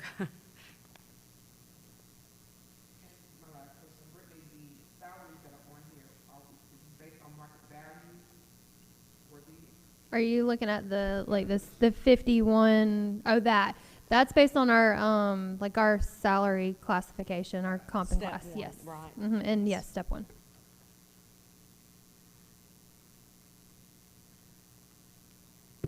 Is everything? Anyone else? Nope. Thank you, Ms. Judy. We greatly appreciate you. You're welcome.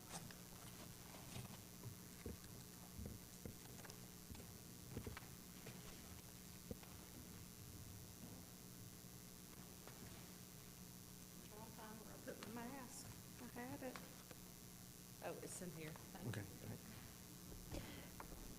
Up next, we have Senior Services. Miss Frida Reed and Teresa Williams are here to present.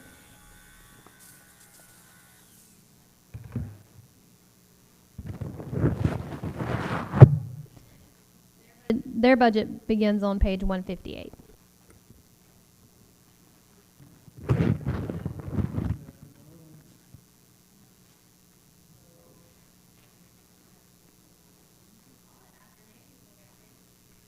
I know it, right?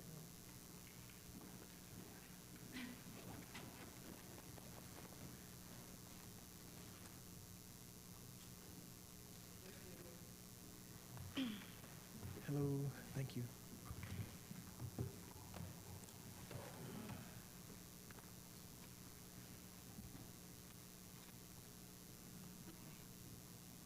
All right.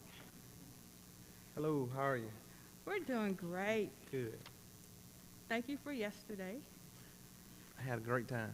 We want you to know what you saw yesterday doubled today. I figured it would, yeah. Yeah. Okay. Well, our budget, if you look at it and you can do the comparison of what it was last year, pretty much did not change except for personnel. And we're not asking for any extra personnel this year, but because we're satisfied with what we have. The only thing we are asking extra of, and I see that it's not on our budget right now. Because So it's not in your budget. It's on the spreadsheet, the same Yeah. spreadsheet.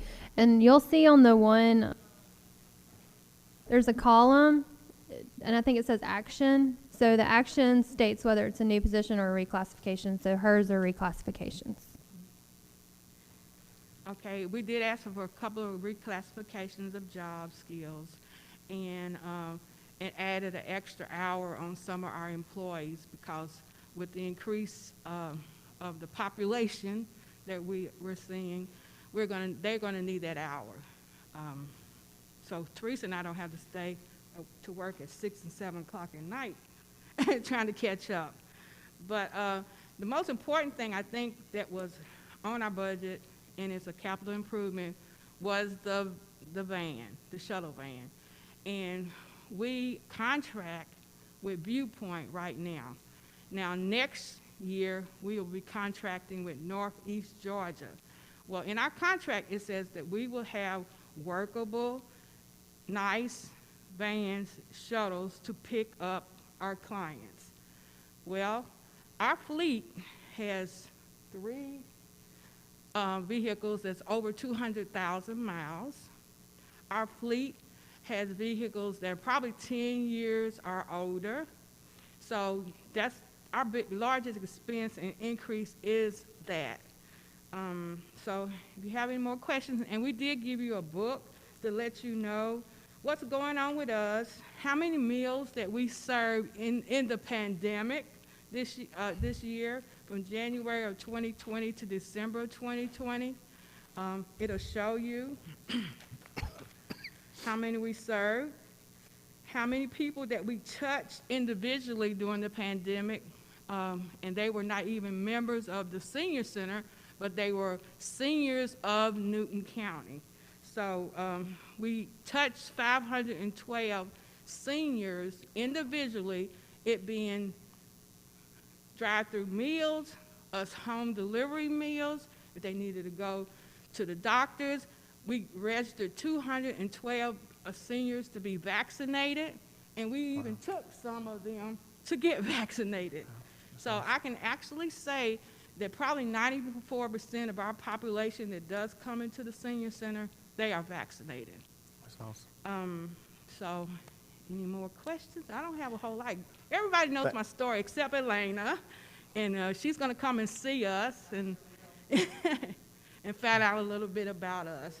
But Well, thank you so much for all that you do, and definitely helping our seniors. Guys, you have any questions? give me some questions.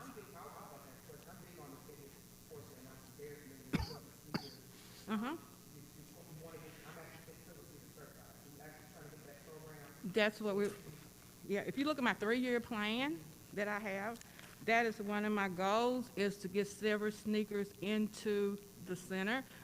First we couldn't do that because we didn't have any equipment, any cardio equipment and things, but now that we do, we are able to do that. So that's one of our goals in year 1 to do, make sure we can get approved by silver sneakers. Anyone else? Yeah. No questions, Mr. Kelly?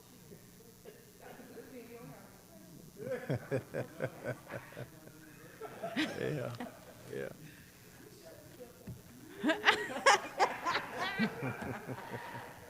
That's why we give you that little information. Yeah. Okay, well, hey, this was easy. No, I think I think we appreciate what you guys do and how y'all serve the seniors. So greatly appreciate it, both All right, of you. thank you so much. Yep. All right. All right. That was easy. Fire is up next, but it looks like we're running a little ahead of schedule. So we're about 15 minutes ahead of schedule. So I guess we'll just wait for him to get here. Okay.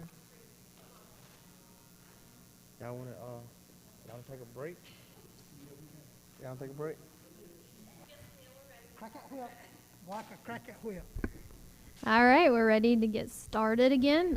Chief Connor, he's going to be presenting the fire department budget as well as the fire training budget, and those begin on page 171 of your budget book.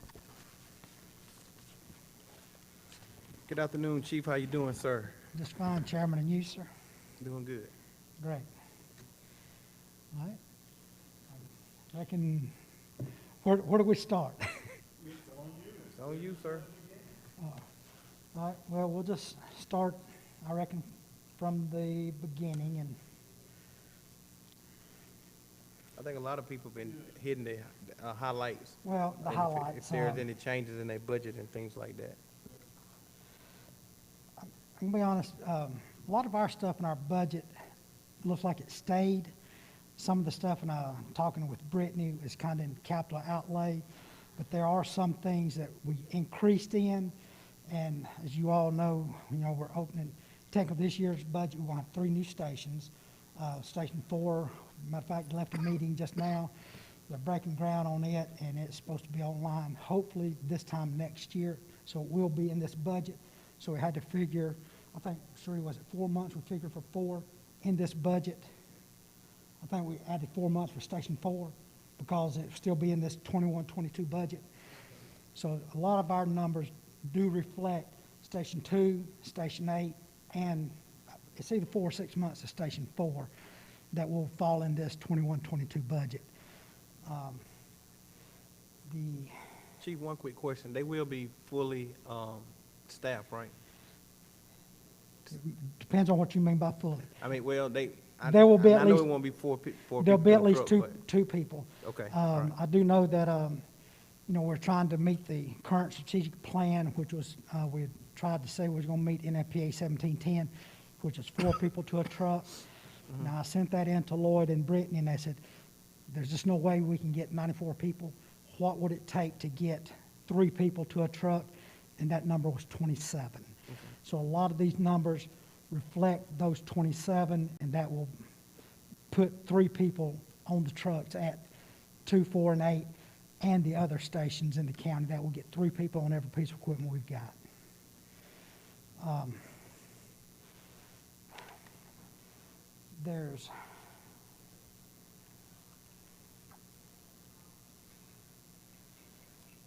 And I reckon that really the only things that kind of got took out, now, we put in our budget under repairs and maintenance to vehicles. Again, we're trying to utilize an older vehicle. We got a Crown Vic that's mechanically good, but it needs a paint job. Now, I had talked to Buster last year about getting that car painted, but he told me that that does not really fall under fleet. So we put it in our budget this year to get that car painted. And then we've got a box truck that we move supplies around the county with. We also use it for other things. Other departments used it because it's got a lift gate box truck.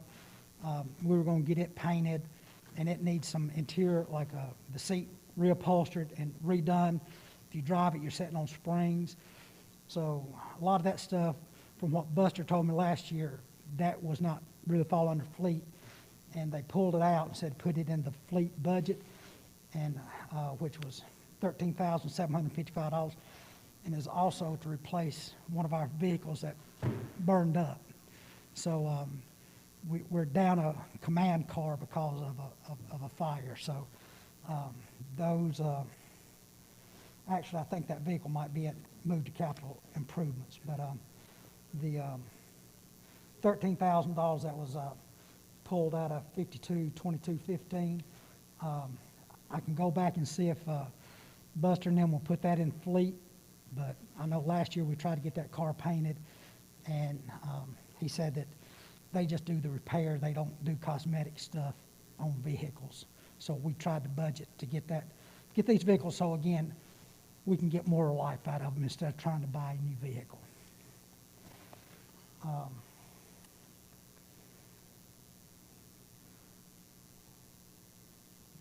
The other thing was we got 2 stations that have dumpsters that need dumpster pads right now. They're sitting in the parking lots. They're just taking up a parking space, and one of them is sitting in the grass.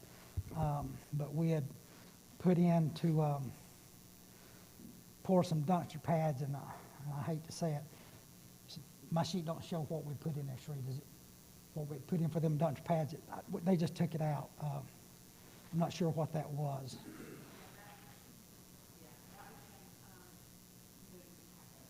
Okay. All right. There wasn't a note on that one. That was moved to capital. So is that roof cover for the training center, was that moved to capital too, Brittany? Okay.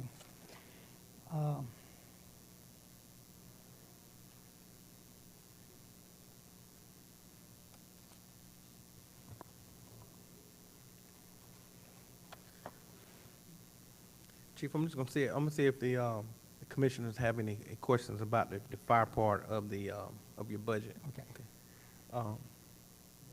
About the fire, anything about the fire services? Any questions about the vehicles? Go ahead. Yeah.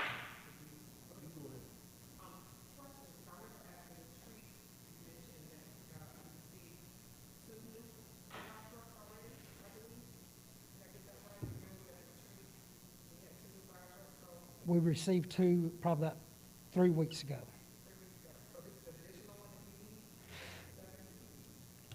Yes, what it is, we're trying to start a vehicle fleet replacement program. A lot of our vehicles are getting close to their life expectancy due to mileage or age. I mean, we've got one truck that's it's a 99 that we still got on the road. 10 years is the life expectancy of a fire truck. So we're hurting for apparatus, and we're actually, a lot of our apparatus is getting so old we can't get parts. One of our ladder trucks, truck 7, which is off the Brown Bridge Road Station, Station 7, that truck's been out of service for 1 year and 4 months, just waiting on parts, or fleet just can't work on them. It takes a special mechanic to work on fire trucks. They have to be EVT certified. Fleet does not have EVT mechanics down there, so they're having to sub out a lot of work. And due to the age on our trucks and having to get an outside vendor to work on them, the maintenance is astronomical. And if we can get on a vehicle replacement program like we're trying to go to, we're staying in your trucks. They're under warranty. Matter of fact, due to COVID, these 2 trucks that we just got 3 weeks ago, they extended the warranty from 1 year to 2 years, bumper to bumper. So in the long run, it saves the county money. And it kind of protects our citizens, because now, I mean, we had 2 trucks go out of service yesterday because of safety issues. And we're down to the point now we don't have reserve trucks to put people in. So we did ask for that new vehicle in this year's budget, but it's trying to get on a vehicle replacement program. And because, again, our vehicles, you're talking about, $750,000. Even a platform, you're talking about $1.8 million, a ladder truck. And I think our newest ladder right now that's in service is a 2005. One of them's a 1999, and the other one I think is a 2004. But one of the problems we're having now that we're seeing too, with a lot of industries coming in, we don't have ladders that will reach the tops of a lot of these big industries that are coming in. Everything down at Stanton Springs, by the time you figure the setback on a truck and setting it up, we can't reach the roofs of Decatur, Facebook. I know we got Lytle coming in. We're going to have issues reaching the roof on it. And we just got to get a new platform or a ladder truck, because right now we can't. If it's on a residential, we got it covered. Our 70-foot quints will work, but industrial, they're no help to us. And again, trying to bring industry in, one of the first things any industry going to look at is fire protection. And if they're going to build a multi-million-dollar facility, they want to make sure that there's fire protection to protect that building, that investment that company's making. Anything else, guys? Commissioner Mason? Thanks, Mr. Chair. So you had talked about we brought up the 2 fire trucks. One of them is going to Station 4 in District 1, and then the other one is going to Station 8 in District 3. Station 4 is on order. Engine 4 is coming down the pipe. It'll be here about time Station 4 gets finished. If everything stays on track, it should be here probably about March of next year. March, April is when Station 4 should be. But Engine 4 is in the production now. It's coming down the line. Actually, last year we got 2 replacement vehicles in Splosh. Okay. One of those trucks went to Station 6 out at Mansfield, Newbern. Okay. The other one went down to Station 3, which is 36 Jackson Lake. Those were the 2 replacement vehicles. Now, Engine 8 was a new purchase, and it is actually sitting in the bay at Station 9, waiting on all the equipment to come in. But hopefully once that equipment comes in, it will go in service at Station 8, hopefully within the next month. So we still haven't gotten the engines for 8 and 4 yet? 8 is here. 8 is here? 8 is here. 8 and 4 were tied to the bond. Okay, that's what I thought. Okay. Technically, 8 was in the 2017 Splosh, but we run into money issues for Station 8 itself, the construction. Right. So we moved that engine that took $972,000 that was in the 17 Splosh for Station 8's engine and equipment.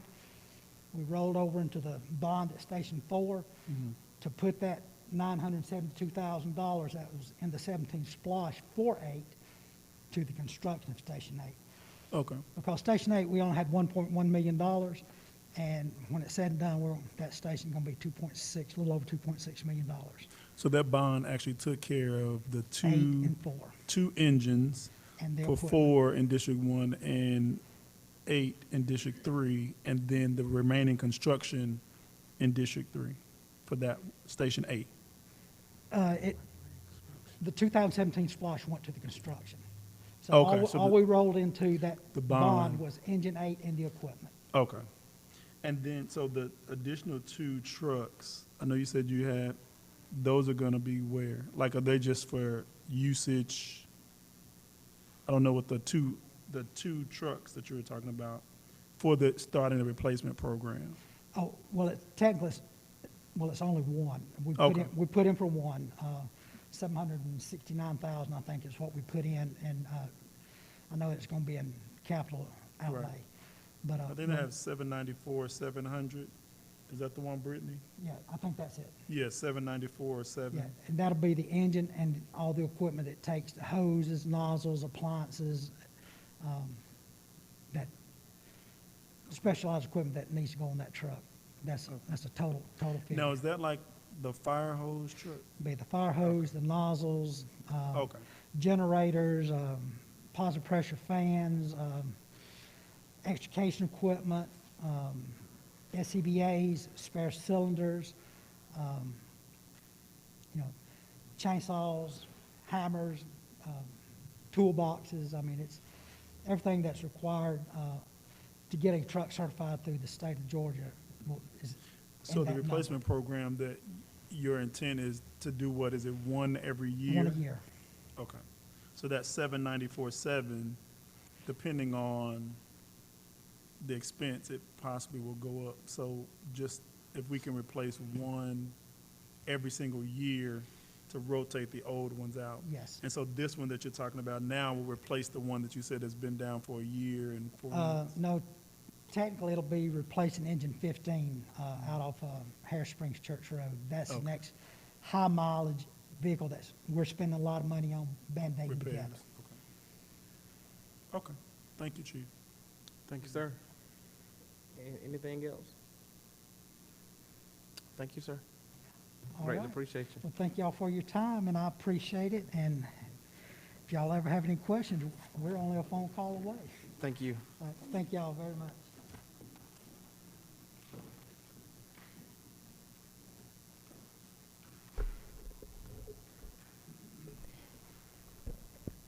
So Chief Connor wrapped up a little bit faster than we had scheduled him for, and Judge Branch is actually here and cannot make it tomorrow, so we would like to squeeze her in right now if y'all are okay with that. Okay.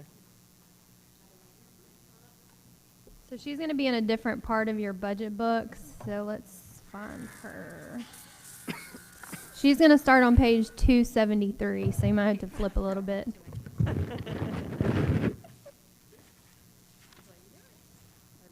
Thank y'all so much for seeing me early. I tell you what, I'm trying to get it together. Am I far enough away to not wear the mask so you can hear me, or do you want me to put? I don't care either way. You good? You sure? Yes. Okay. I will do that. And because I am so blind, I just actually typed my things out to go over with you. How about that? All right. So I'm going to hit all the main highlights and just things that I changed. What my goal was, and I just want to thank Brittany because, bless her heart, she sat with me I don't know how many times and did this budget with me. I'm not kidding because, this is not my forte. But I'm going to give you some reasoning kind of why I'm trying to cut some costs because I realize we've been in during the time of COVID. So the main thing to note, and probably the biggest savings, is that we've had in the past the 2 full-time judges, my position, chief judge and an associate judge. I've asked Judge Edgar, and she is now our part-time associate judge instead of being pro tem. I think I can do this right now with a part-time judge based on the numbers, where we've been right now with COVID.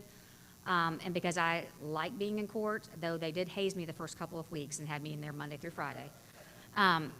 But she's 24 hours a week. And so instead, that should be a savings of around $30,000 to do it this way. And I think that we can make it work. I've gotten our last receptionist left. She moved to North Carolina. So I've brought in another receptionist. Hi there. Oh, I'm out of order. I know. And she's come from the DA's office. So that will be a little bit of an increase as to what that receptionist was making because Ms. Carroll's been with the county for 15 years and is a really phenomenal employee. So I'm very pleased to have got her with me. But the increase in that is really only about $4,400. I had extra money in my budget for the salary of a savings about $128,000 at the time, just due to the judge situation. So I would staff that with Mr. Kerr, and we just made sure that everything was good there. I have decreased the amount needed for court reporter services. We looked in the past, and not just this past year, but even just further back when things were prior to COVID, and I've decreased that to $20,000 instead of $24,000 for a savings of $4,000 because I think that we can do it on that. We're only really using our court reporter for some of the defects cases, and I think that as we're using more Zoom, that's an appropriate budget. So I think we can save there. There was nothing budgeted, for whatever reason, for the garbage service that's at the other community building by the health department. So we did add that in because I know that it's just going to be, let's see, a total of $366, I think, and just for the monthly service. So I want to make sure you knew that we did add that in. And I did increase maintenance from $1,750 to $2,000 because we went a little bit over this last year, so it's an increase of $250. We had what says rental agreements. Our rental agreement is just one. It's with Toshiba copiers for our copier in our courthouse. At last year, for whatever reason, it was budgeted at $1,500, but we went through and delineated that it's literally the cost, because we pay every 3 months, is $3,688. So we corrected it and increased that to $2,188. Our phone supplements for staff is being lowered this year. We had budgeted in the past $2,537, but we actually pay $1,035, so that's a savings of $1,502. I decreased our postage by $200 because once we went back for about every year, about 5 years, that looks approximately what we spend, and so I felt like that was just kind of buffered, so we took that back down. I also halved our budget for printing and binding. We usually budget $1,200. It looks to me like we spend pretty consistently every year, looking 5+ years back at $600, so that's a savings of $600 per year. And one of the biggest savings is under travel and hotel lodging, I guess, when people go for trainings. That was a huge budget in there, which was surprising to me at $12,000. And I just say that I went ahead and took it down to $8,000 because I realized that, like, I will be going this spring. I've got to do new judges training that's required. But everything that we can train for, really, we can train for here in the state of Georgia. And I think before they were flying to different places, and I don't think it's necessary. I think that we can be a part of our state training here. So I've decreased that by $4,000. It may get better later. I was just afraid to have too much wiggle room in there. So I want to see how we do this year. I've also decreased the dues and fees. That was at $2,500, and it looks to me, once I've added all of our, like bar dues, different things that we have to pay, that it should be $1,600, so that's a savings of $900. And our other largest issue was contract labor. We were budgeted at $10,000 a year for contract labor. When I looked at that, it looks that that was spent solely on temp agencies to do work, like if we needed a receptionist. I will not rely on temp agencies, so I cut it to zero, savings of $10,000. We are cross-training currently everyone within our department, so that anyone needs to pick up to be something for a clerk or a receptionist, that we are able to do that. And so I think that we can save there. The only thing that's kind of in limbo is that we've been paying, it looks like, for a cleaning company for the other building over by the health department. And we are getting a price together, possibly with just the county, going in and cleaning it just like once a week. And if we can get a better rate, that will go down, but I just don't know yet because we were having them go over and give us an estimate. So I'm kind of in limbo right there. We did go ahead and change it. The contract services was at $3,250. I increased it to $4,440 at the current contract. If we can get a better rate, it may actually go down further than that. So I just wanted to put that on your radar. Let me see, I decreased my budget in repairs and maintenance for the community building for $5,000 that was put in to zero. And that, I know that sounds strange, but that's because it looks like some of that money was put over in contract services. Between the two categories, there should be minimally a savings of about $3,800 because I felt like some things were being posted into the wrong category. So that's really why. I'm no longer budgeting for the prisoner category because that is really basically what we were using that money for was food for our detained youth, and that can actually come out of our food budget. So that's a savings of $500. Water and sewage was at $1,000, but the actual cost, once we put pen to paper, is $480. So we are saving money there as well. I did increase our gas budget. Not sure we'll need it, but I increased it for the two vehicles from $1,500 to $2,000 just because the gas prices were going up so much. And if COVID really kind of steps away and we start using our vans again to go pick up our families, then I was concerned about the gas prices. So we'll see if I ended up needing it or not. Small equipment did increase from $3,000 to $4,500, but I think that is also replacement of some computers and updating of some of the equipment as needed, because we're using so much of it now using Zoom, and I think that we will continue to do some of our hearings via Zoom as needed, especially for our DFAX cases. And I'm no longer budgeting for cleaning supplies category because we didn't use any of that in the last years or so, and I think that's coming out of different categories, so that's a savings of $750. So when it's all said and done, my estimated savings for the next year, once put pen to paper, was $48,478, and I'm hoping that I'm going to be able to do that. Wow. If I come back next year and be like, sorry. But that was the goal, and I think that we can make that happen next year. Wow, that's awesome. Thank you. Guys, and Commissioner Sanders.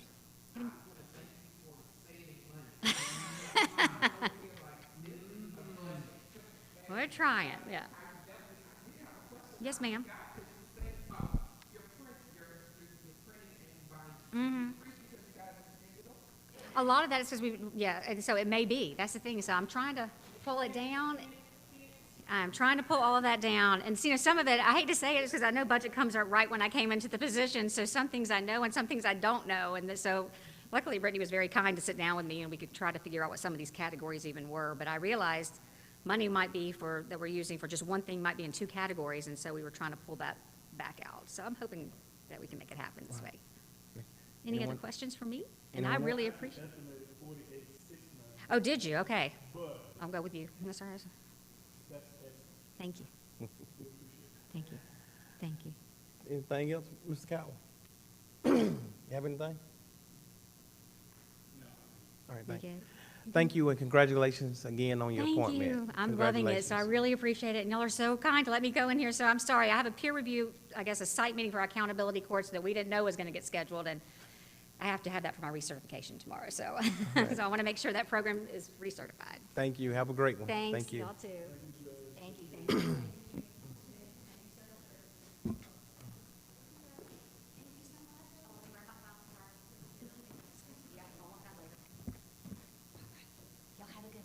You too.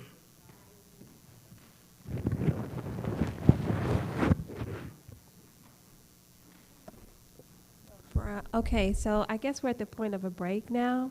So we're at a break. All right, now we have James Brown with the Water Fund, and he is found on page, hold on one second, because I had,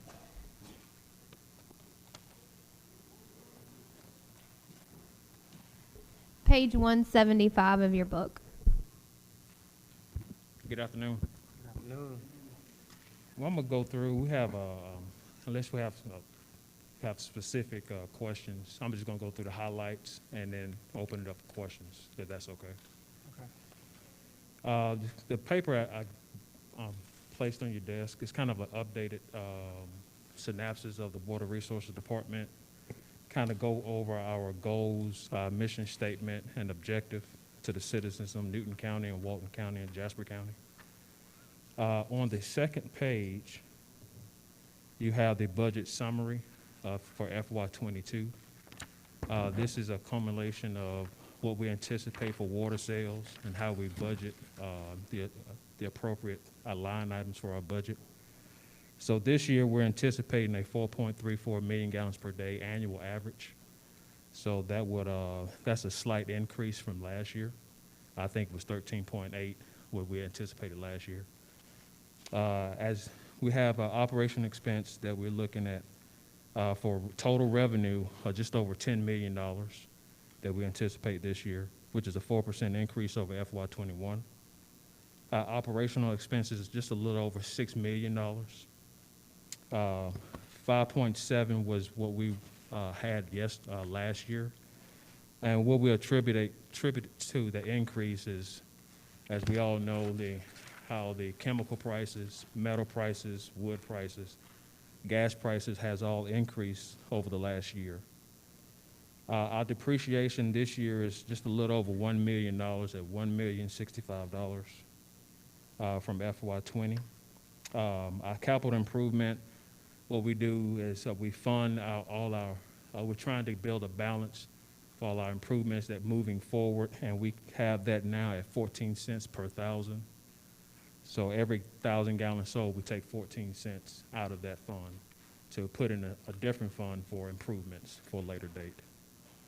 The third page is kind of our breakdown of what our water rate, we break down our water rate to our partners, which is the cities that makes up Newton County, Walton County, and Alcovy Shores in Jasper County. So we can see how we broke it down, that we anticipated water use per county or per city and authorities. Also with the breakdown, how it balanced out for the amount of revenue based off the water sales, and it all accumulates down to in-county rate is $2.24 per thousand is what we're charging the cities that's inside of Newton County. Some of our accomplishments that we've had for FY21, we did development, the capital improvement plan. We did implement that with success with the collaboration of all the cities and the partners for the Water Resources Department.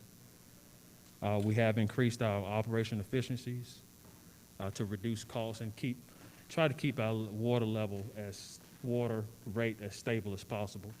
One thing we did meet with all the cities earlier this year to go over our anticipated water rate for FY22. We had notified them that there will not be a water rate increase for FY22.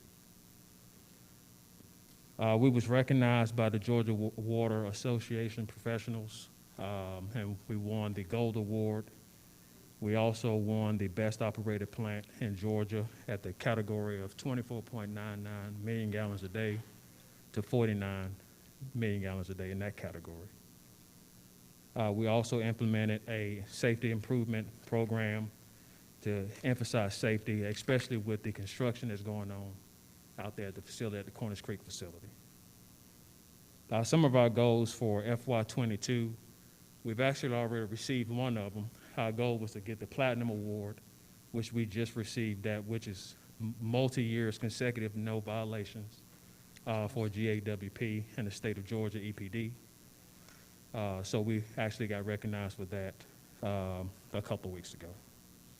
And always, which is to make sure that we secure, long-term water use for citizens and residents of Newton County, Walton County, and Jasper County. On the next page, you can kind of see how our graph is what we're always looking at for planning in the future. One thing about the Water Resource Department is that we always look at a multi-year longevity outlook on water supply, water demand, infrastructure improvements. So we look everything 5 years and beyond. So as you can see how our growth has been since 2007 has steadily been increased over during that time frame. So we keep a close eye, and we always work closely with the board, not only with the Board of Commissioners, but the boards of all the cities that we represent as well. The next page is, again, because we have the Cornish Creek facility upgrades that we're doing now, we have some revenue requirements that we have to uphold to make sure that those funds are available for once the payment starts. The good thing is that we have the loan that we have, the $23 million loan is about to roll on in about a year. Fortunately, our senior debt will be rolling off in a few years after that. So we're gonna have a nice, hopefully, stable rate for years to come if everything hopefully stays good. So that's where you see this the bottom chart of how our debt is. We're gonna have a tight period around 2022, 2023, where both of those loans come on at the same time, but we have positioned ourselves to make sure that we can pay those bond payments in an appropriate manner without putting ourselves in jeopardy as the senior liens fall off. So that's our plan. Instead of increasing the water rate and have to decrease it back down, we just thought it was better we just have a funding mechanism to pay for those loans as they come off. So we don't have to go up and come right back down. So. But I'll open it up for questions for the water. This is the water fund, which also includes the William Street facility and Keep Newton Beautiful. Thank you. You have any questions? Commissioner Sanders. I'm sorry, mine's gonna be line by line, That's because I look fine. at numbers. I'm a Okay. numbers person. So I see, under your professional contract services, it went from $18,000 to $75,000. Yes. Can you explain that increase or what? That is, sure. That is an increase in, we have a couple things that we have to do for safe dams. And one of them, Safe Dam wants some site wells. We have an earthen dam. And with the earthen dam, typically what they ask for is, when in constructing a dam, they put in site wells to monitor the water that's passing through. Even though it's a dirt dam, water still passes through as it holds back the water, the reservoir. So they want us to put in some earthen dam, some wells, monitoring wells. That's going to be on about 50 of them with a cost price tag about $50,000 is what we estimate, plus the engineering services to actually construction management of that project. So that's the labor plus the cost of materials included? Yes. I don't know if Mr. Mason has something before I do, because I got a lot of lines. Okay. All right. Technical services, it went from $280,000 to $480,000. Now, that's, again, some of our, we have some additional projects that we have to do Most of them is EPD and state-related. You see a big chunk of that is like $185,000 for USGS monitoring. What we do on that is they're monitoring the rivers and streams that either for the Alcovy River, Cornish Creek River that's coming into the reservoir, and also leaving to make sure that we have everything, because that's an EPD requirement, that once it reaches a certain level, we have to either release, or we can release more water or back that water down to a tank to keep more water and pound it versus releasing it. And we have a couple other projects that we have to do for next year with the construction project that we have going on. One of them is cleaning out our sludge ponds, which is about, I think it's a little over $180,000 to help us move along until that construction project is complete. I just have two more and I'll be quiet. Commercial property, is it the purchase of the property? No, that's the insurance. That's the insurance. Okay.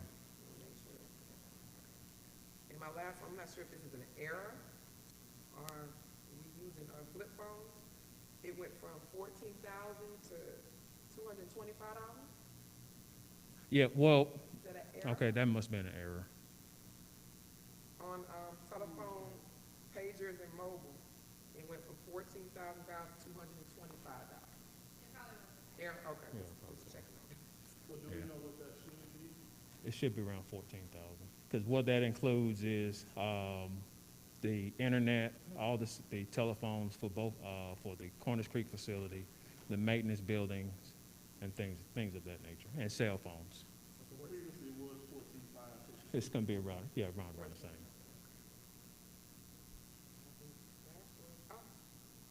Building renovations, what's the issue with the, with 85,000 to 265,000? Well, what we're also looking to getting is one of our capital improvements for this year that we're looking to do as a maintenance building extension on. Right now, we're running out of room because of some of the equipment that we need, and some of the we have a backhoe, a tractor, and a couple of lawn equipment that right now are being housed outside, and we really would like to put that inside.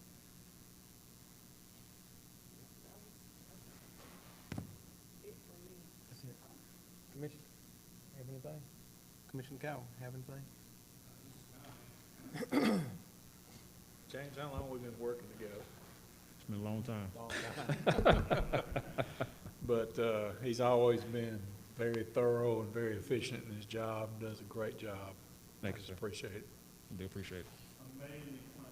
Thank you. Beautiful, immaculate, well kept. No wonder we wanted this one. I appreciate that. Thank you. Thank you, sir. Okay, I do appreciate it. Yes, sir. You have a good one. You too.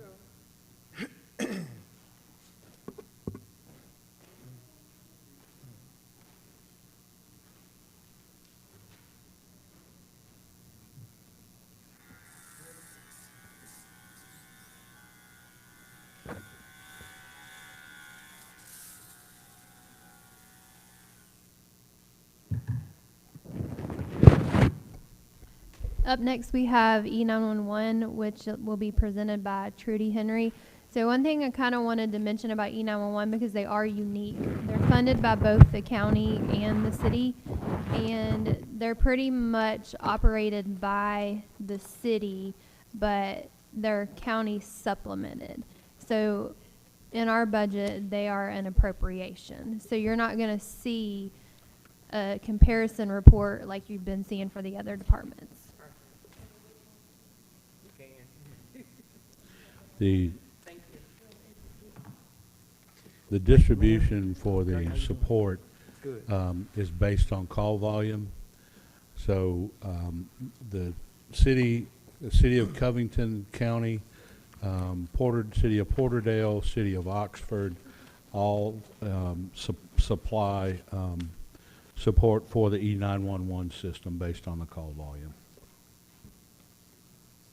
Hey, Trudy, how you doing?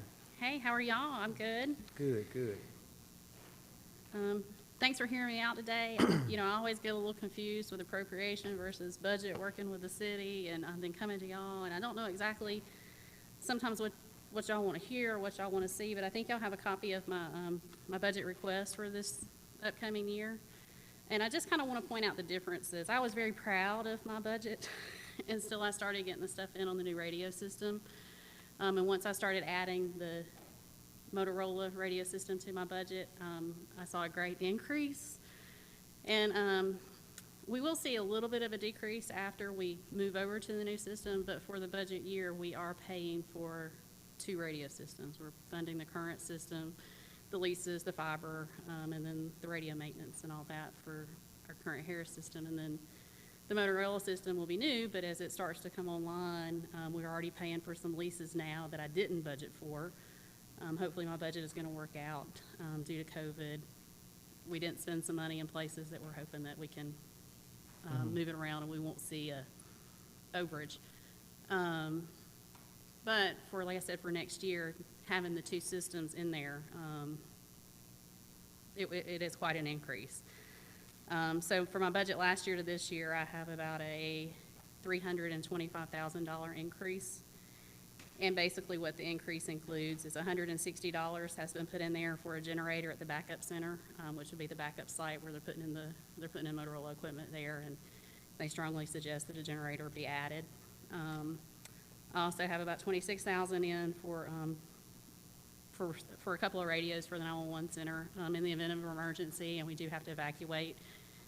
We do have consoles that will be at the backup center, but we've got to get there. We've got to have some type of communication with field units during our transition. And then I have $71,800 for the new fiber runs for the radio system. And then I also have $100,000 in there for tower leases. And I didn't have the exact numbers when I originally did my budget, but I really need just a little bit more in there to cover those for the year. So that's kind of, that's where my increases come in, and that's about $357,000 there for the increases. Thank you, ma'am.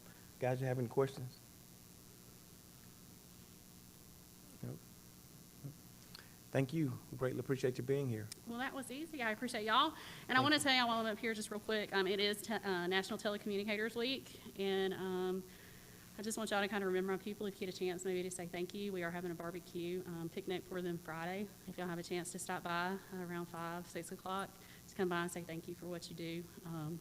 They would really appreciate it. At the 911 Center, we're located off Alcovey Road, where the fire station is. Thank you much. Thank y'all. Thank you.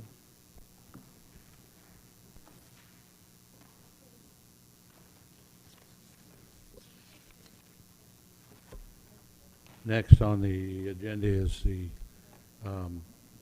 Gaithers, and that can be found on page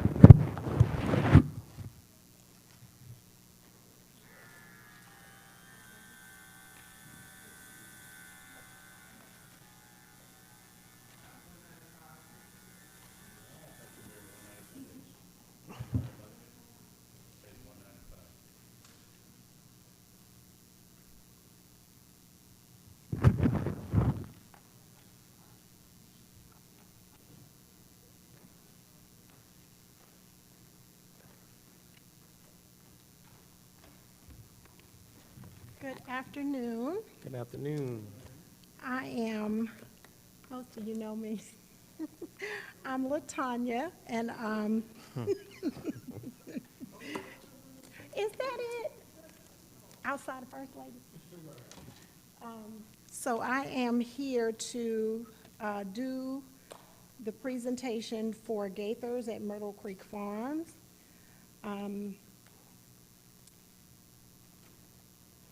I wanted to mention, of course, I don't know, I didn't hear Brittany mention that it was an enterprise fund. So with it being an enterprise fund, any funds that come to Gaither is based on usage, because they're paying us to utilize Gaither, they're paying Gaither as a resource. So it's not a standard fund. It is whenever someone wants to use, rent, film there, have a wedding, family reunion, cookout, prom, all of those funds go specifically to Gaither.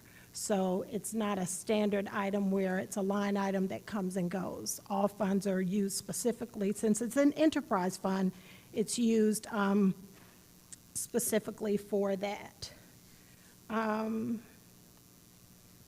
Let's see here. Okay, so what I'm going to do, I know that you guys have the complete breakdown, so what I'm going to do, I'm going to go line by line item. However, I'm only going to address the items that have been modified, because I think that'll be easier. If it remains the same, then I won't really explain or address that, but if the fees modify, then we can address that individually. So, we're going to go to the ones that we are actually in control of. Employee fees, health insurance, life insurance, Social Security, retirement, all of those items are by the county based on employees. So those items don't change. However, once you go into the 5.2 category, so 521,210, there are no changes with legal services. 521,300, those are technical services. Those, there are no changes to that. Those are going to remain the same. And then we're going to look at 522,110. That's our trash service, disposal of garbage and things of that nature. Those items did not change. That fee did not change. 522,210, repairs and maintenance equipment. That particular line item went from $750 to $2,500. And I'll elaborate on that. We only budgeted for $750 previous budget, but in all actuality, we used this past year $1,937. And of course, there's still more work to be done between now and June 30th. So we did move that one up. But I will say that I'm very proud to say that we had way more savings than we did and cuts than we did as far as opposed to increasing. So the next item is going to be 522,220. That's repairs and maintenance for the buildings. That was the largest line item, and initially it was budgeted for $51,862. There was a lot of work that needed to be done prior to the modifications. However, this year, we have reduced that to $20,000. So from $51,862 to $20,000, we've reduced it to, which is a $31,862 savings, which is a huge savings on our part. The next item, and the next item on the listing is 522,230. That is grounds maintenance, and that's actually what our grounds technician handles on a daily basis. That particular line item was $7,000 initially, and we have reduced that for a savings of $3,000. So we reduced it to $4,000, so we have a $3,000 savings. So we actually moved from $7,000, requesting $4,000, reduced it by $3,000.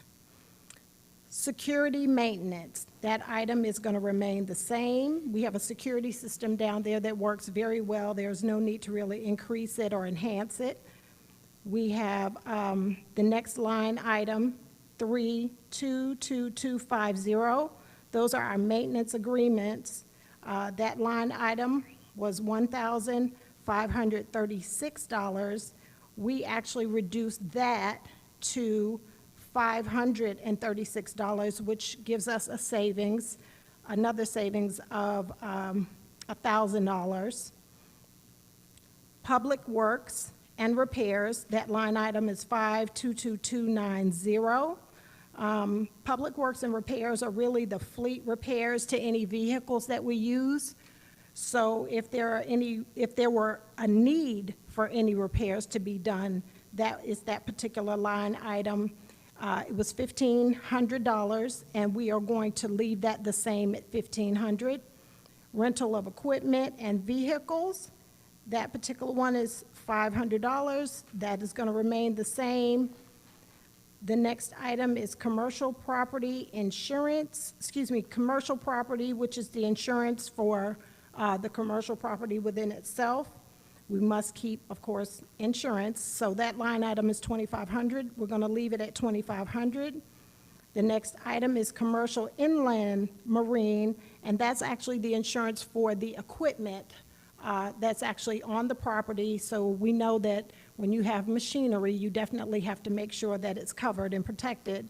That insurance was $150. It's going to remain at $150. There was no increase in that. General liability, next line item 523140. It was general liability insurance, that's $1,000. That is going to remain the same at $1,000. Next line item 523150, vehicle insurance. That particular line item was $486. Initially, we've requested an increase in that to $1,500 because we actually only budgeted initially $486, but everyone knows every year insurance goes up, whether it's health, your home, your car, your vehicle, what have you. So the insurance actually increased. We used $1,324. So we did request an increase because we definitely we actually under budgeted. It was $486, and we used $1,324. So we asked for $1,500 just in case there's a slight increase this year. Of course, for our cell phones, that fee is $2,277 with our contract. We did not ask for any changes in that. It's going to remain the same.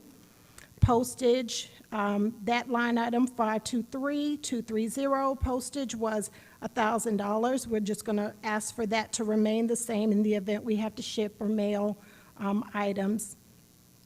Advertising, that particular line item 523300, that line item last year was $12,000.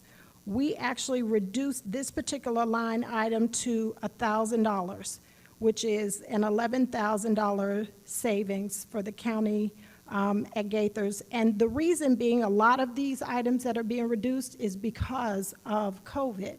We're not able to market, we're not able to promote a prom, we're not able, especially in the movie filming industry, they basically stopped filming last year. So you can't advertise and invite a film company or a school or anyone, a bride, to come and have a wedding or any type of function when you're advertising and everything has shut down because of COVID. So that would have been a huge amount of money that we were requesting that was going to go unused. As we know, the budget goes until June 30th. So from July 1st until the end of the year, we're still under COVID. So to ask for an additional $11,000 when it's not necessary, if necessary, we may be able to find funds throughout this budget, but it's an unnecessary cost at this time. When things change, because we know that things are getting better, we may need to discuss modification in 2022. But as for right now, we're good. Travel, next line item, travel, 523500. That line item was $2,500. And again, because we're not able to travel, we're not able to do expos, we're not able to go out and promote the property, we did a $2,000 savings. We asked for that to be reduced to $500. The next line item, dues and fees, and that's for any type of membership, notaries, associations. That fee is $180. It's going to remain the same at $180. The next line item, 523900, those are other contracted services. That particular line item was initially at $15,000, but there has been no need for any type of outside vendor. We were able to actually take care of the property on our own with our own internal resources. So that particular line item amount was reduced. So that's a $15,000 savings there. General operating supplies, line item 531100. That particular line item is $3,000. We asked for it to remain the same because throughout the year, of course, we do need supplies as things are needed on the property, whether it be scissors, paper, whether it be a saw. We do need supplies, so we just didn't want to touch that line item. Tags and titles was only $25, and those are the tags for our vehicle. That line item is going to also remain the same at $25. Next line item, event supplies. That number is 531170. Initially, it was $5,000. And of course, this year we asked for a reduction of $4,000 savings. We asked for that to be modified down to $1,000 because we, again, have not had to have any type of events, purchase anything extra or additional because of our ban and the lockdown or what have you. So we have, and then for the weddings and other functions that are going on there, most of the people bring their own supplies, whether it be film, wedding, prom. There's not anything that we've had to purchase that should exceed that for right now. Next line item is energy, electricity, power, 531230. That item's going to remain the same at $6,500. Energy, of course, bottled gas, propane, 531240. That line item was initially $1,000, but we had to increase it, request an increase to $1,200 because we actually used $1,174 of that. So there was a slight increase, so we just asked for it to be modified slightly. The next line item, 531270, which is gas and diesel to handle the business and conduct the cleanup that goes on the property. That is $2,000 initially. We asked for that to be moved to $2,500, an increase of $500 because gas prices have gone up slightly. And of course, Brandon and the team, Jason, Billy, whenever they go down there, they have to have the fuel to utilize on the property, move the trucks around, mow the lawn, things of that nature that gasoline is required for. The next line item, 531300, which of course is food, we've not had to entertain. It was initially $500. We removed that line item, so that's another savings or reduction of $500. We took that one off. So it's another savings. There's no need for us to purchase something when we're not actually having any type of events or hosting any type of events there ourselves. Any food, of course, that is brought in by someone who is actually renting the facility as a resource. Next line item, small equipment, anything under $5,000, 531600, that's $2,800. We asked that to remain the same. 531710, cleaning supplies, that was $1,000, of course, to keep the property clean, the home clean, the devices that we utilize clean, that's $1,000. We asked for that to remain the same. Uniforms, in the event, of course, a shirt or pants or what have you is needed for the county employees, 531740, that particular line item is $1,500. We asked that to remain the same because throughout the course of the year, they may need a shirt or something to be replaced on our behalf. Next line item for vehicles, 542200. That particular line item originally was $17,000, but we purchased no vehicles. They're all in good working condition. There was no need to actually have that line item listed this particular year, so we actually reduced that to zero, so that we clearly see as a $17,000 savings. Next line item is furniture and fixtures, 542,300. Initially, that was $7,725. We've asked that be removed and reduced. We've not had to purchase any type of furniture, any additional fixtures in the home. It is being maintained as it should. Any other equipment, we didn't ask for any additional equipment for the next line item, 542,500, because all of our equipment is in great working condition from what we can tell and what we've been budgeted. That line item was initially $2,000, but that's another $2,000 savings. Then, of course, depreciation, which has been updated to $22,000 for that particular line item. So I'm going to open this up if anyone had any questions. Oh, I did want to address the fact that when you add up all of the savings that we just went through, all of the cuts with the select few, 4 items that were added in, we actually did a budget cut of $95,087, which is a huge, huge savings. We kind of worked with what we had. It's a well-oiled machine down there at Gaither and Middle Creek. So I'm very proud of the gentleman that's helping, the team that comes down to assist, and we've had wonderful guests that come down there and respect the property. They come in, they utilize it per their contract, and then they move on accordingly. So it's been a great experience with the people who came to visit. But questions? Thank you, ma'am. Any questions, Commissioner Sanders? I just wish LaTanja wasn't the one presenting. Her spirit is too nice.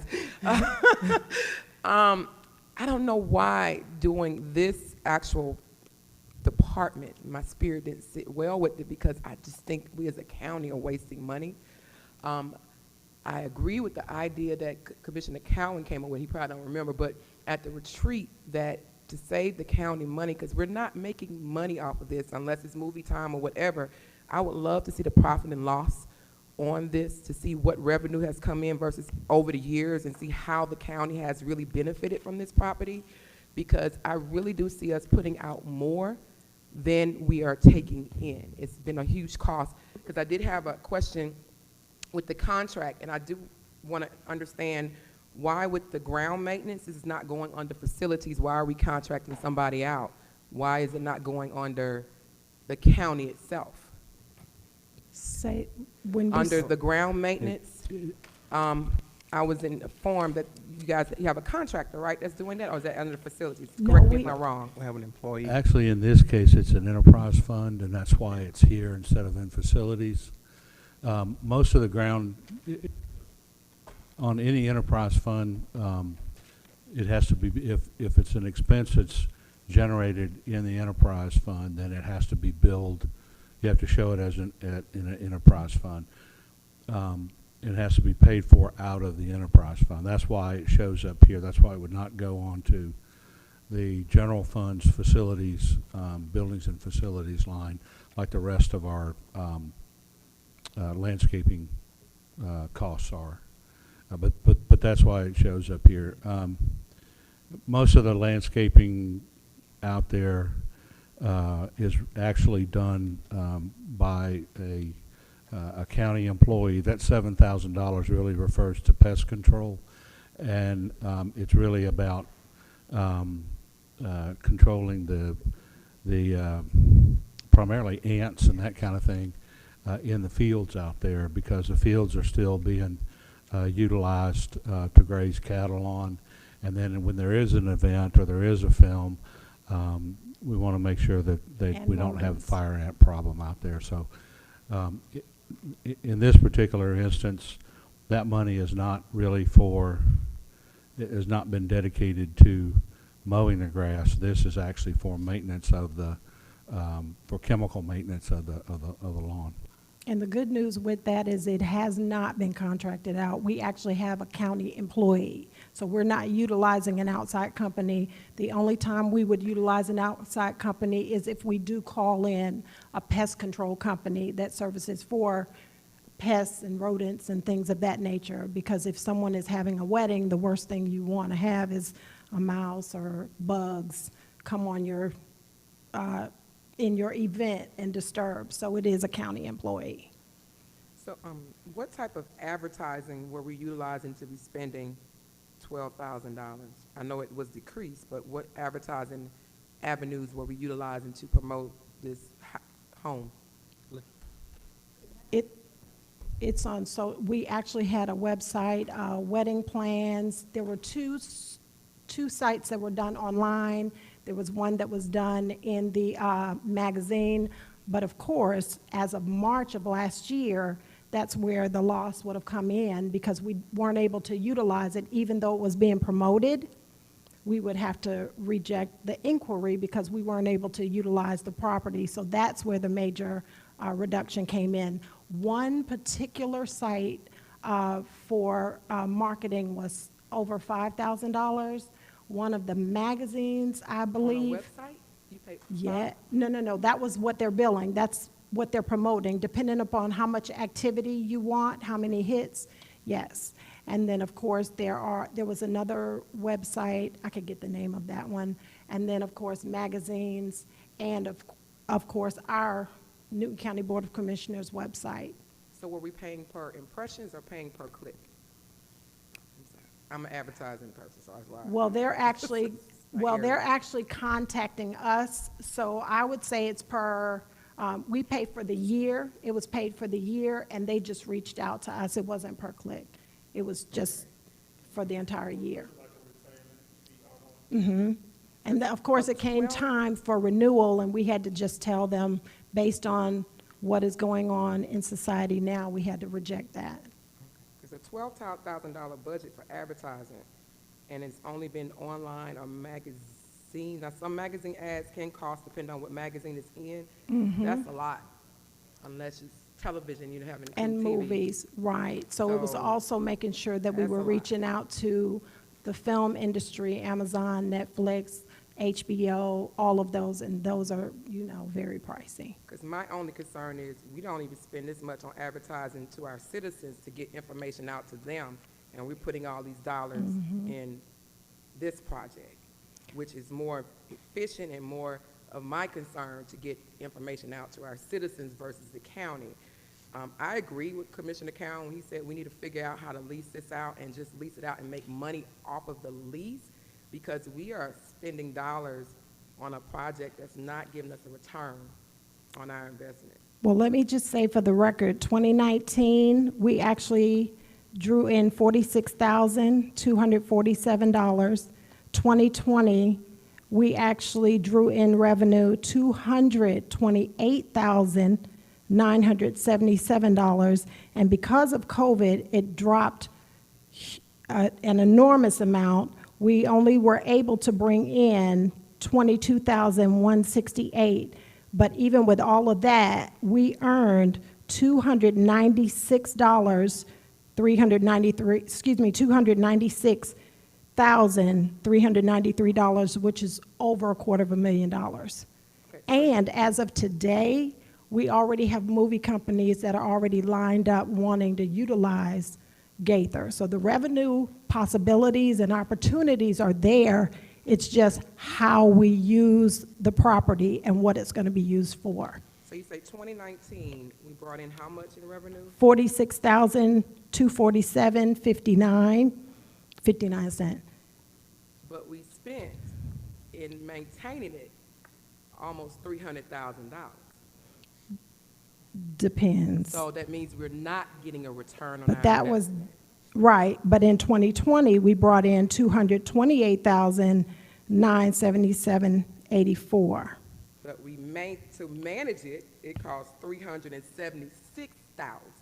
So we're not getting a return on our investment. But we actually gained, initially given was $154,000. We made like a $30,000 $34,000 profit, just from one film in particular.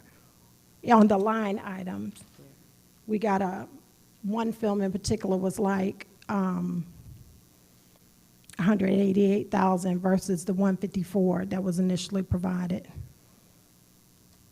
So the revenue was made back from one film.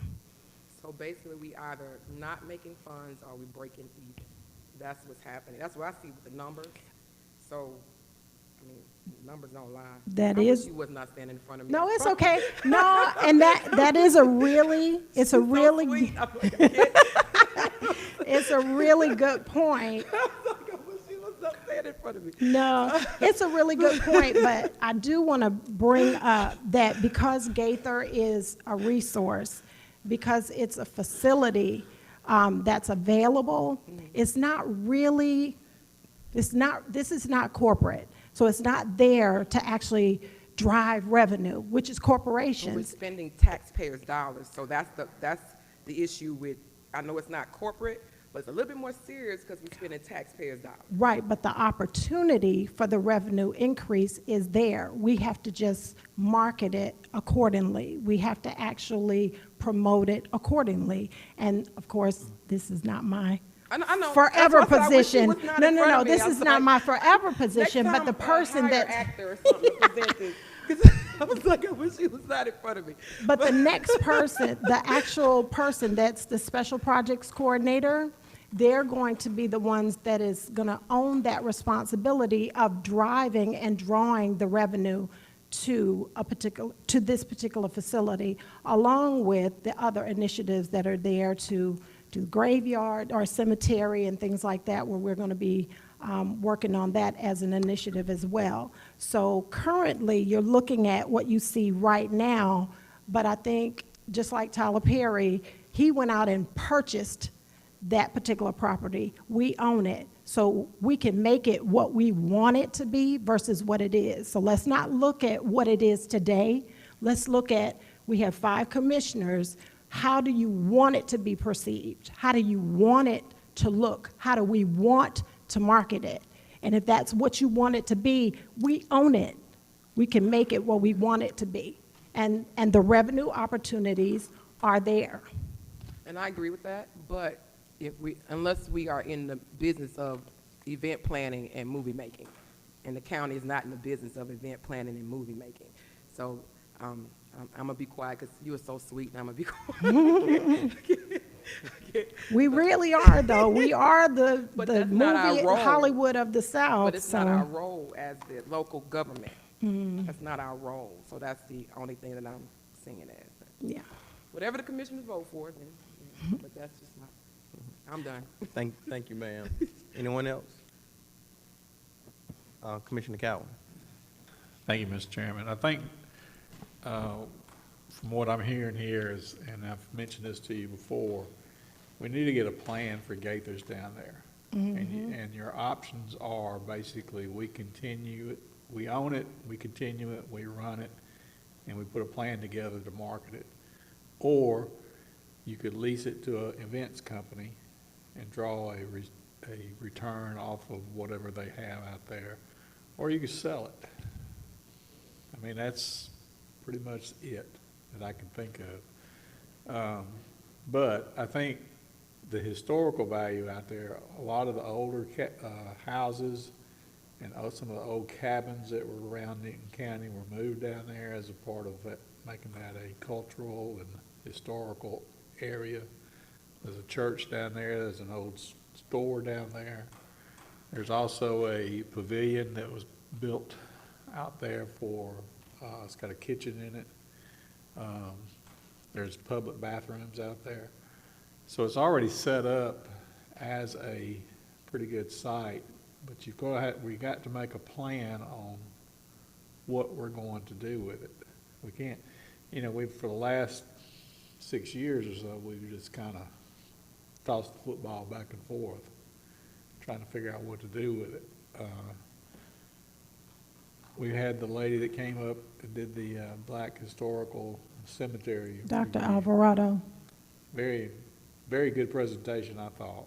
but I haven't heard anything else from her. Would like to hear some more from her. But I think it's time to get something going on that. It's my thoughts. Thank you, sir. Anything, Commissioner? Thank you, ma'am. Okay. Thank you. You're welcome.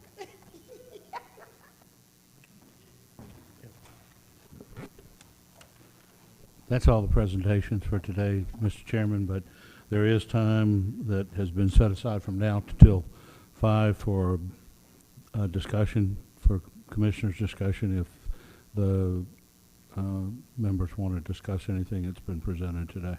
Thank you. Guys, y'all have any questions for county manager? Y'all have any questions for Lloyd? Commissioner Cowan? Thank you. Lloyd, have you got any initial assessment of what the digest is going to look like? We should have that next week, by the middle of next week. What we based all of this on was the historical data with our what were the trends and all the information we had to do an analysis and a forecast. But we don't have those and won't have those probably until the middle or so of next week, maybe later. Do you know what the growth of housing is or anything like that? Do we have anything on that? What we used was a 7% figure, was the growth in the digest, and that actually was conservative. We think it's actually going to turn out to be more than that, but that was a conservative estimate. Okay. So there may be further modifications after we get those numbers, but you know, as it is right now, this is where we believe we'll be. We think we've got some pretty solid numbers here and pretty solid presentation in terms of all of the expenditures. We don't really foresee any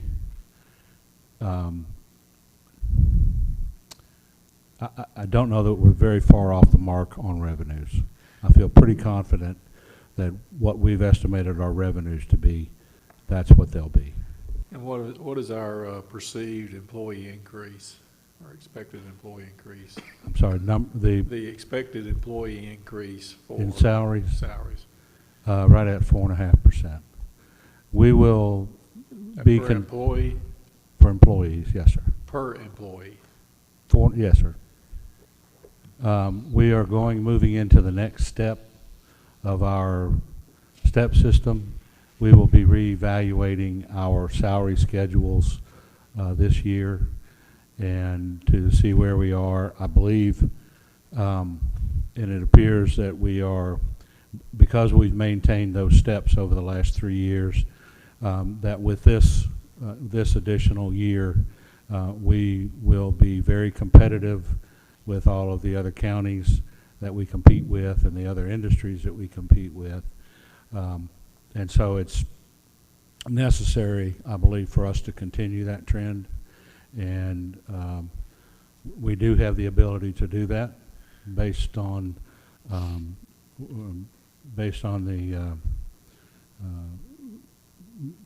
modifications and all that we did to this budget.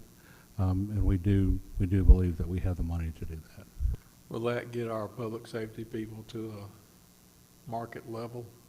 I'm sorry? Will this 4.5% get our public safety people to a market level? Yes, they will. They are at a market level currently. Last year, I believe it was last year, year before last, when the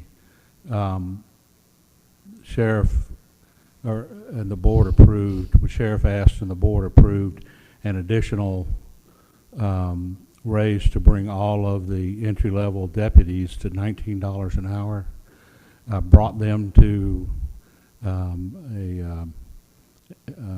a market level. And so with their raise last year and then this raise this year should keep them at that level. All right, thank you. Commissioner Sanders, I'm sorry.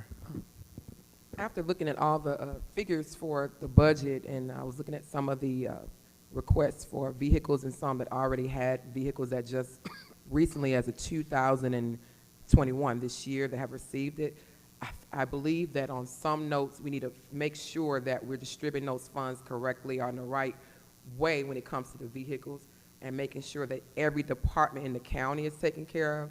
Because if you have a department that just received vehicles this year and looking for vehicles to come in the following year, unless we have a plan for every department in the county, we want to make sure we're taking care of every department and not distributing in certain areas. So that was my main concern, looking at some of the numbers, to make sure that we are taking care of every department in this county and making sure they're funded appropriately and they have what they need as well.